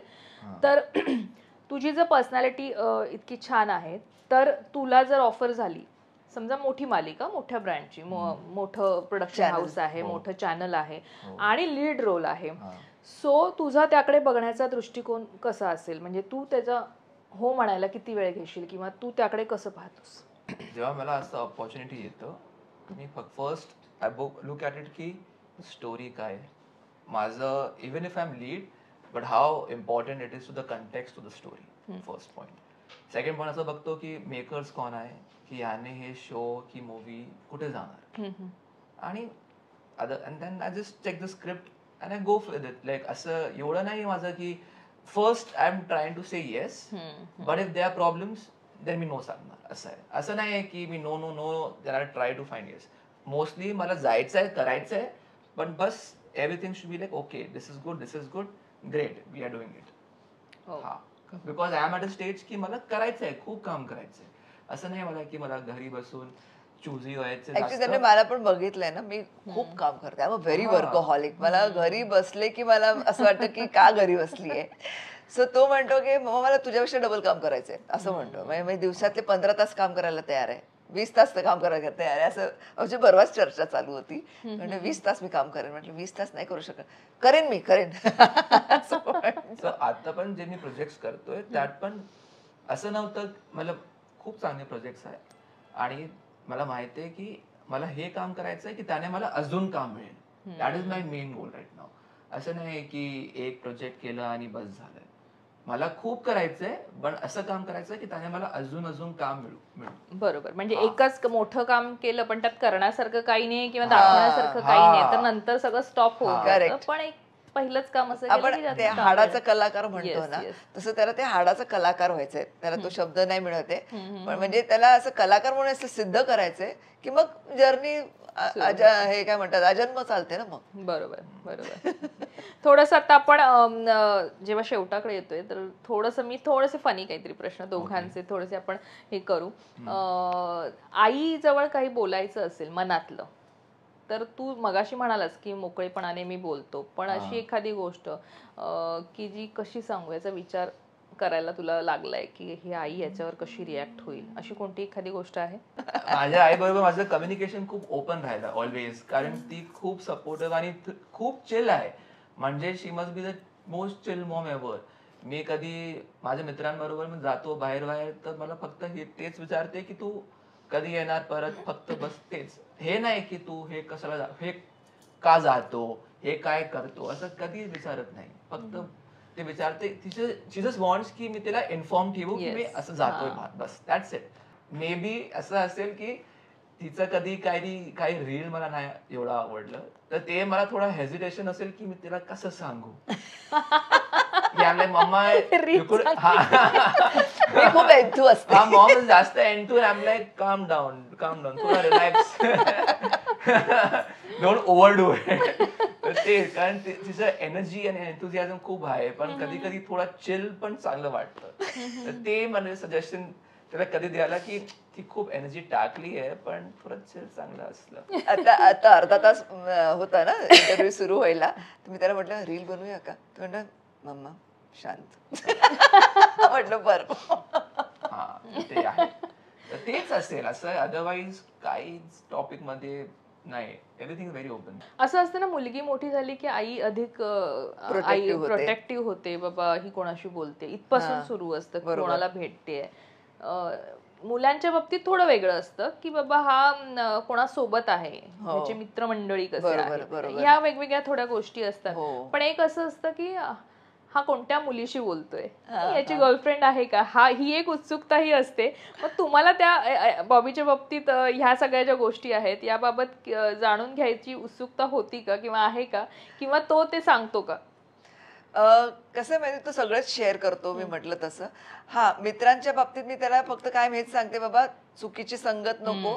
पण तो स्वतःच हेल्थ कॉन्शियस असल्यामुळे ना म्हणजे आता मित्र पार्टी करतात तर हा घरून जेवून जातो नित्य ऑलवेज ऑलवेज. मग तुम्ही काय बोलू मग याच्यामध्ये काय लपवा 8 PM ला माझा डिनर झालं देन जातो बाहेर. ते तर ऑलवेज बाहेर नाही खात. पार्टी हा आणि रात्री मी 2 वाजता समजा बाथरूमला वगैरे असे उठले तर मी बघते त्याला तो तेव्हा येत असते ना, मस्त फ्रेश असतो. म्हटलं पार्टी केली ना, हो काय केलं ते गप्पा बिप्पा मारत बसले ते सगळे, ते पित होते. म्हटलं तू असं करतो म्हणजे त्याला अशी हे नाहीये, त्याला आता मेन फोकस करिअर आहे बस.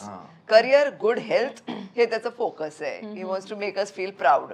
त्याचं एवढं ते असं गणित धरलं ना त्याने, त्याला बाकी या सगळ्या क्षुल्लक वाटतात गोष्टी. जातो तो मित्रांबरोबर वगैरे फिरतो वगैरे, पण ते जेवून जाणार, आल्यावरती पण काहीतरी जेवणार, म्हणजे असं त्याचं असतं. ते मधला एक जो गॅप असतो 2-3 तास आपण खात नाही, त्याच्यामध्ये तो बाहेर फिरून येतो, असं त्याचं टायमिंग असतं. त्यामुळे काय म्हणजे बॉबीच्या गर्लफ्रेंड बद्दल त्याने कधी सांगितलंय तुम्हाला? गर्लफ्रेंड म्हणजे त्याचा ग्रुप असतो. आता आमच्या फार्म हाऊसला वगैरे पण जातात ते, 2-4 मुली असतात, 2-4 मुलं असतात. आता त्यांच्यामध्ये कोणाची कुठली जोडी असते मी एवढं ना पोक नाही करत, कारण काय मला ना ते माझी बॉर्डर पण अशी नाही क्रॉस करायची की त्याला खोटं बोलायची गरज वाटेल. मला असं ते पण नाही करायचंय, कळलं ना.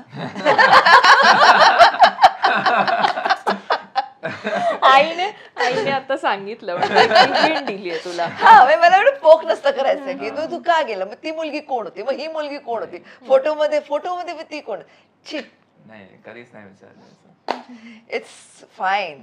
तू छान पैकी राहतोय, छान घरी येतोय, live and let live. Focus आहे तुझा करिअर वरती, तुझ्या हेल्थ वरती. जिमिंग करतोय, वर्कशॉप्स करतोय, कामं करतोय, प्रोजेक्ट्स करतोय. That's it. अजून काय पाहिजे. आणि बॉबी कधी कुठेतरी कामाच्या निमित्ताने लांब गेलंय, लांब राहावं लागलंय, काय मिस करता? हा कंपनी मिस करते त्याची. ऍक्च्युली तो माझा टेक गुरु आहे, म्हणजे काय पण टेक्निकल सपोर्ट बॉबी, कसं करायचं ते कसं करायचं ते सगळ्यांचं असतं. म्हणजे आमच्या घरी ते आहे, माझ्या आईसोबत नाही कळत बऱ्याच गोष्टी. तेच ना, तो टेक गुरु आहे, ते एक मिस करते. बाकी तो फिरतो, मग तरी तिकडनं पण फोन करतो. आता तिकडे जोधपूरला आता एक ऍड कॅम्पेन साठी गेला होता, तिकडनं सतत माझ्यावरती फोनवर होता की आता माझं शूटिंग सुरू होतंय, आता आम्हाला बसवून ठेवलंय, आता ऊन वाढलंय, आता पाऊस आला, या सगळ्या गोष्टी डिटेलमध्ये इतकं बोलतोस तू. बऱ्याचदा आपण बोलतो ना, एका पर्टिक्युलर एज नंतर ना मुलांना आई बाबांचे फोन थोडेसे खटकू लागतात की का केलंय सारखं. एकदा दोनदा आपण अटेंड करतो, पण बऱ्याचदा मुलं असं म्हणतात यार आई बस ना, आताच बोललो ना आपण, आता काय परत, असं असतं. तुझं कसं आहे? मेन रिलेशन ना आई मुलाचं नाहीच आहे ना, फ्रेंड्स आहोत, त्यामुळे त्याला मी कंपनी त्याची. पण तू आईचं काय मिस? आई शूटिंगच्या निमित्ताने लांब गेली. लहानपणीचं एक वेगळं असतं, पण आता मोठेपणी पण आपल्याला आई हवी असते बऱ्याच गोष्टींसाठी. अडत असतं आपलं काम. म्हणजे आता आमचं लग्न झालं तरी आम्हाला त्या जाणवतं ते. पण त्यामुळे तुला आई जेव्हा लांब असते शूटिंग निमित्ताने, तेव्हा काय मिस करतो स्पेसिफिक एखादी गोष्ट की तिच्याशिवाय नाहीच? माझी आई ना, जेव्हा माझं काही कामचं काही डिसिजन असेल आणि मला कन्फ्युजन असेल तर फर्स्ट कॉल मी आईलाच करतो. And she is the best adviser. Like she gives amazing advice की तू हे कर, तू हे करू शकतो, कारण तिला एक्सपिरियन्स आहे सगळं. तर माझा काय पण प्रॉब्लेम असेल, not even only work, even life wise anything, मी फर्स्ट आईलाच कॉल करतो की आई तू मला सांग की असं असं आहे, असं असं झालंय, आता काय करायचं. तर very understandingly she will be like अच्छा okay you can do this और ओके असं असं. तर ते मी मिस करतो की घरी जेव्हा नसते तर मला फोनवर हे मी एनिवेज बोलतो त्यांच्याशी. बिग बॉस सांगू शकतोस काय बिग बॉस, ते तर वेगळंच होतं. हो तेव्हा तर 3 महिने तुम्ही आणि शेवटपर्यंत शेवटच्या 4 जणांमध्ये होतात ना. तिचा फोन माझ्याकडे होतं ऑल 3 months. तर दॅट वॉज सो टफ. आणि तिला काही माहिती नव्हतं आज काय होतंय, आणि मी बाहेरून बघतोय आणि तिला ऍडवाइस द्यायचं नाही देऊ शकतो, तर ते तर खूप स्ट्रगल होतं. Very difficult. पण तेव्हा आई आता फायनलिस्ट मध्ये होती शेवटचे जे 4 जण 100 दिवस. तर तुला म्हणजे आम्हालाही वाटलं नव्हतं, कारण आम्ही जेवढं त्यांना ओळखतो तेवढं मला वाटलं ह्यांचं कसं आता आतमध्ये होणार, असं खरंच वाटलेलं. कारण जे माहिती होतं घराचं जे होतं, आपल्या चांगल्या स्वभावानेही आपण शेवट जिंकू शकतो हे तुम्ही हो. प्रूव्ह केलं. शेवटपर्यंत आपण लढा देऊ शकतो. तुला वाटलं होतं म्हणजे आईबद्दल जी काळजी शो माहितीये कसं आहे, मग आईबद्दल काळजी वाटणं किंवा आई शेवटपर्यंत पोहोचेल का याविषयी काय मत होतं तुझं, हे मला तुला आता जाणून घ्यायला आवडेल. कारण आता बिग बॉस सुरूही आहे, तर तेव्हाच्या आठवणी. फक्त हेच होतं की आईने कधी बिग बॉस बघितलंच नाहीये आणि तिला माहित नव्हतं की हे होतात बिग बॉस. तर मी त्याला फक्त बोललो की तू एक सीझन तर बघ पूर्ण. आणि ती बघत होती फास्ट फास्ट फास्ट असं टास्क आहे Actually काय 100 दिवस जाण्याच्या आधीची एवढी कामं होती ना शूटिंगची, ती मला कम्प्लीट करायची होती. त्यामुळे मला बघायला काहीच मिळालं नाही. म्हणजे एरवी सुद्धा मी नव्हते एवढी इन्क्लाइंड, बघत नसायचे. आणि जायचं म्हणून बघायला पाहिजे तेही नाही बघू शकले फार. Continue sorry. हा, तर थोडंफार ती बघितलं आणि लाईक ओके तो फिजिकल टास्क आहे, मी करू शकतो. And I am like mamma but mental task, mental games खूप असतात, पॉलिटिक्स हे खूप करावं लागतात. आणि शी लाईक ठीक आहे देख लेंगे. तर मला हे होतं माझ्या लक्षात की she is that way very sweet, very innocent, and how will she do this because माझी आई is like more like a sort of angel वाली वाईब, लाईक व्हेरी प्युअर, काय करत नाही असं काहीच नाही. मॅनिप्युलेशनचा एम पण नाही ते. तर मला होतं की ती कसं करणार. पण मला हे पण होतं की she has done so much work, so she has big fan, like lot of fans and all that. तर ते पण सपोर्ट करणार आणि may be she will learn in the process. पण I had a feeling, I was hoping की she would win. असं मला माहिती होतं की she doesn't know the politics of it, but just असं की okay let's mama can win it करके टफ टक्कर देऊन आली. हा टफ टक्कर. हा, इनफॅक्ट ना 8व्या आठवड्यात जेव्हा फॅमिली वीक होता ना, तर जातानाच मी म्हटलं होतं बॉबी तू ये जेव्हा फॅमिली वीक असेल तेव्हा. कारण दीपकजींचं पण इन्क्लिनेशन नाही, ते पण बघितलं असं म्हणजे सगळा सीझन बघितलाय की नाही तेही मला लक्षात नाही त्यांचं. पण मला माहिती होतं की हा सपोर्ट करणार, कारण ह्याच्यावरती मी भरपूर जबाबदारी देऊन निघाले होते की घराचे पण बऱ्यापैकी त्याची जबाबदारी त्याला दिली होती. आणि म्हणजे बाकी लोकांना कॉन्टॅक्ट करणं किंवा वॉट एव्हर असेल तसं. तिकडचे चॅनलवाले पण सारखे फोन करायचे, माझ्या बॅगा जायत होत्या सामानाच्या वगैरे, जातात येतात ते सगळं बरंच सगळं हँडल करत होता. म्हणजे 3 महिने मी आत होते तर त्याचे बिचाराचे 3 महिने तो पण बाहेर तितकाच स्ट्रगल करत होता.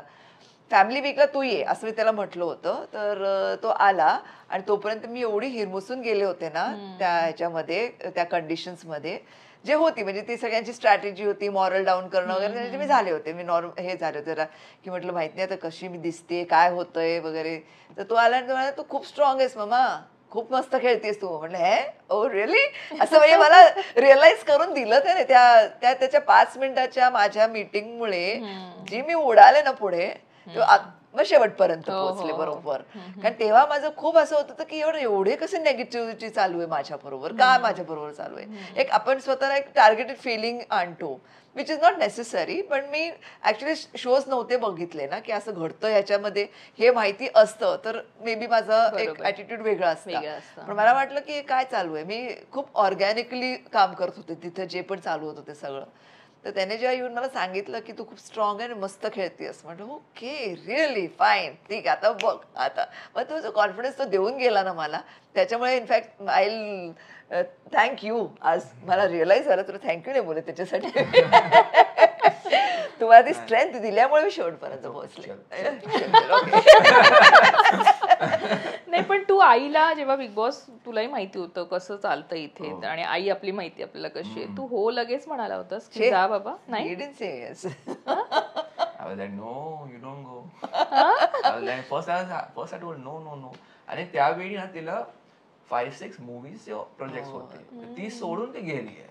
I was like, मोठे फिल्म्स होत्या, मोठे डायरेक्टर्सचे हिंदी फिल्म्स होत्या. आणि I was against it first, but she had that conviction की मला जायचं आहे. And I was like, अच्छा. कुतूहल होतं त्या कार्यक्रमाचं, बिग बॉस काय आहे असं कुतूहल होतं. तिच्या ते नंतर जे मीटिंग होतात चॅनल बरोबर, त्यात मी पण गेलो तिच्या बरोबर की ठीक आहे let me come, let me hear it out with you.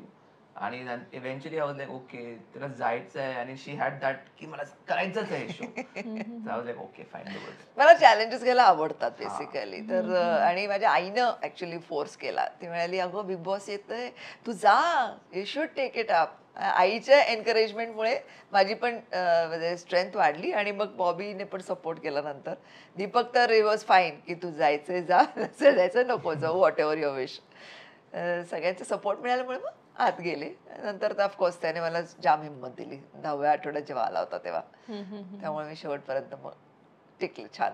निश्चित. इतक्या आठवणी आपण बोलतोय, मला वाटतं आता हा वेळही कमी पडणार आहे, कारण इतके हो. तुम्ही दोघं आम्हाला सगळं सांगताय आणि आम्ही मस्त ऐकतोय. पण आता शेवटी जाता जाता मला तुमच्याकडनं दोघांकडनं तुमच्या आई मुलाच्या नात्याविषयी तो बॉन्ड आहे असं असताना मी एक शेवटी जाता जाता म्हणेन की मुलगी असली पाहिजे. आपण बरेच जण म्हणतात एक मुलगी असली पाहिजे, त्यामुळे किंवा तिचं आणि आईचं नातं एक वेगळं असतं. आणि मुलगे कसे म्हणतात बऱ्याचदा असं आपण ऐकतो, बायको आली की मुलगा ना आपला राहत नाही. पण तेच नातं जर आधीपासून आपण अशा पद्धतीनं जर ठेवलं तर कदाचित त्याचं चित्र वेगळं असेल पुढचं. त्यामुळे बॉबीचं आणि तुमच्या नात्याविषयी मला पुन्हा एकदा एक शॉर्ट मध्ये तुमच्याकडनं तो बॉन्ड मला ऐकायला आवडेल. आणि ऑफकोर्स नंतर बॉबी. मी ना म्हणजे मुलीला मिस नाही करत. मला मुलगा आहे, I am happy with that. म्हणजे मुलगी झाली असती तरी I would have been happy. मी पहिल्यापासून मी आणि दीपकने प्लॅन करतो की एकच बाळ हवंय आपल्याला, मुलगा असो किंवा मुलगी जे पण असेल ते. तर बॉबी आहे आणि बॉबी इतका सर्वगुण संपन्न आहे ना, म्हणजे तो गोष्टी ऐकतो. मुलांकडे का असं आपल्याला वाटतं की अरे यार मुलगी असायला पाहिजे होती का, कारण मुलं बऱ्याच ऐकत नाहीत आई वडिलांचं, तर हा ऐकतो. आणि प्लस हा स्वतःच्या हिमतीवरती कामही करतो, म्हणजे स्वतःची युद्ध तो स्वतः लढतोय. हा आत्मविश्वास त्याच्यामध्ये आहे, कॉन्फिडन्स आहे त्याच्यामध्ये. त्यामुळे मी मुलीला फर्स्ट, तुझा तो प्रश्न होता, तर मुलीला मी मिस करत नाही. आणि परत मी त्याला कधी पण म्हटलं ना की तू अरे तुला अब्रॉडला जाऊन अभ्यास करायचा आहे का, एज्युकेशन घ्यायचं आहे का, नाही नाही आय एम फाईन हिअर, मला आवडतं इकडे. ते मला एक शुअरिटी मिळाली की मला सोडून नाही जाणार. दुसरे, आता लग्न झाल्यावरती परिस्थिती काय असेल ते माहित नाही, पण ऍज ऑफ नाव मी त्याला म्हणते ना, अरे उद्या तुझं वेगळं घर असेल, आमचं घर असेल का, आपण एकत्र राहणार आहोत, असंच तो पहिल्यापासून म्हणतोय. त्यामुळे मला आतापर्यंत तरी असं वाटलं नाहीये की तो सोडून जाणार आहे किंवा आम्ही त्याला मिस करू त्याच्यामुळे वगैरे. It's like a small little family. तिघं एकत्र असतो आम्ही, जे गोष्टी असतो. रात्री पण आता तो आम्हाला डायटिंग शिकवत होता. म्हणजे अजून आईला काय डाएट शिकवतो?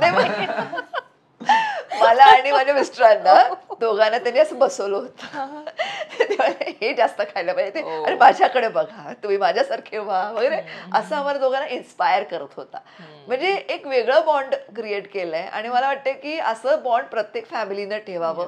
एक मैत्रीचं बॉन्ड असलं ना की खूप शेअरिंग आणि गिव्हिंग असतं याच्यामध्ये, मजा येते. म्हणजे आम्ही आमचे एक्सपिरियन्सेस शेअर करतो, तो आजची टेक्निक आमच्याबरोबर शेअर करतो. त्यामुळे एक फॅमिली बॉन्ड खूप सुंदर होतं आणि काही किरकिर करायची गरज नसते. आपली फॅमिली आपली असते. बरोबर. आपण आपल्या एकमेकांवर खूप प्रेम केलं पाहिजे. म्हणजे असा बॉन्ड असतो ना की बॉबी म्हटलं ना तसं 2 जेवणांच्या मध्ये बाहेर फिरून येतो. मग त्याला असं वाटतं की नाही घरी यायचं त्याला परत. तर असं वाटतच नाही की यार काय घरी जायचं कटकट, असं नाही. घर इतकं छान असलं पाहिजे, स्वर्ग असलं पाहिजे प्रत्येकाला. त्यामुळे आम्हाला तिघांनाही अशी ओढ आहे. संपलं काम की पहिला आम्ही घरीच धावतो. भले किती मित्रांनी आहेत माझ्याकडे, पण कितीतरी असे ग्रुप्स असतात, ते म्हणतात की come on let's hang out, let's have coffee वगैरे. मला ते इंटरेस्टच नसतं. मला नाही मला घरी जायचंय असं असतं. तर ते एक चुंबक सारखं असतं घर. मला वाटतं की सगळ्यांनी असं आकर्षित झालं पाहिजे घराकडे. एक फॅमिली बॉन्ड स्ट्रॉंग असलं पाहिजे आणि फॅमिली एकत्र आली की स्ट्रॉंग मोठी बनते आणि तुम्ही पूर्ण जगाशी छान लढू शकता. That is my thought. Bobby, आईच आणि तुझं बॉन्ड. आईने सगळं सांगितलंय, पण आमचा bond is not more than mother and son. It is more like as she said earlier की friends, like very good friends. And relation is such की मला नंतर पण always I want to stay close to family. ते तर आहेच. Even if not the same house, may be immediate neighbour, that's it. असं नाही मला की काय कुठे लांब जायचंय, काय करायचंय, असं नाही. आय लव्ह माय पेरेंट्स आणि I want to take care of them also. तर आय एम ऑलवेज, हे तर फार वेळ बोलतो तू, I want to take care of you all. हा बिकॉज टिल नाव मतलब whatever my ages, parents take care केलं ना माझं till now, and they have always provided for me. They have been like की हे असं करायचं, lifestyle काय करायचं, एवढं शिकवलं आहे मला लाईफमध्ये. तर I am very grateful to them. आणि मला हेच आहे की मला not exactly repay, but out of love मला करायचं आहे की मला ऑलवेज माझ्या पेरेंट्सचा क्लोजच राहायचं आहे. आणि आमचा बॉन्ड खूप लाईक खूप लव्हिंग आहे. Like we three all are like magnet, like always together. जसे जी सांगितले की मी बाहेर पण जातो मित्रांबरोबर, ओके फन वन वन, पण मला परत घरी यायचं आहे आईबाबांकडे सॉरी. तर ते आहेच, आमचा बॉन्ड खूप चांगला आहे. आणि टचवूड असं काहीच प्रॉब्लेम आहेच नाही लाईफमध्ये. आय फील की as till your family is strong, everything else is okay. Secondary हाँ, family comes first. Family if घर पे खुशी है तो बाहर फिर कुछ फर्क नहीं पड़ता. Yes really. आणि आज तुम्ही इतकं दोघं जण वेळात वेळ काढून माझ्या सोबत आणि अर्थात आमच्या सगळ्यांसोबत टीम सोबत आणि अर्थात आता आपले प्रेक्षकही ऐकणार आहेत. सो या सगळ्यांसोबत तुम्ही इतकं छान तुमचं नातं शेअर केलं आणि इतका वेळ दिलात, तर त्यासाठी सर्वप्रथम लोकमत फिल्मीकडून तुमचे खूप खूप आभार. थँक्यू लोकमत फिल्मी, तुम्ही आमचा पहिला एपिसोड बनवलाय माय लेकाचा. So thank you so much. Thank you so much. Thank you.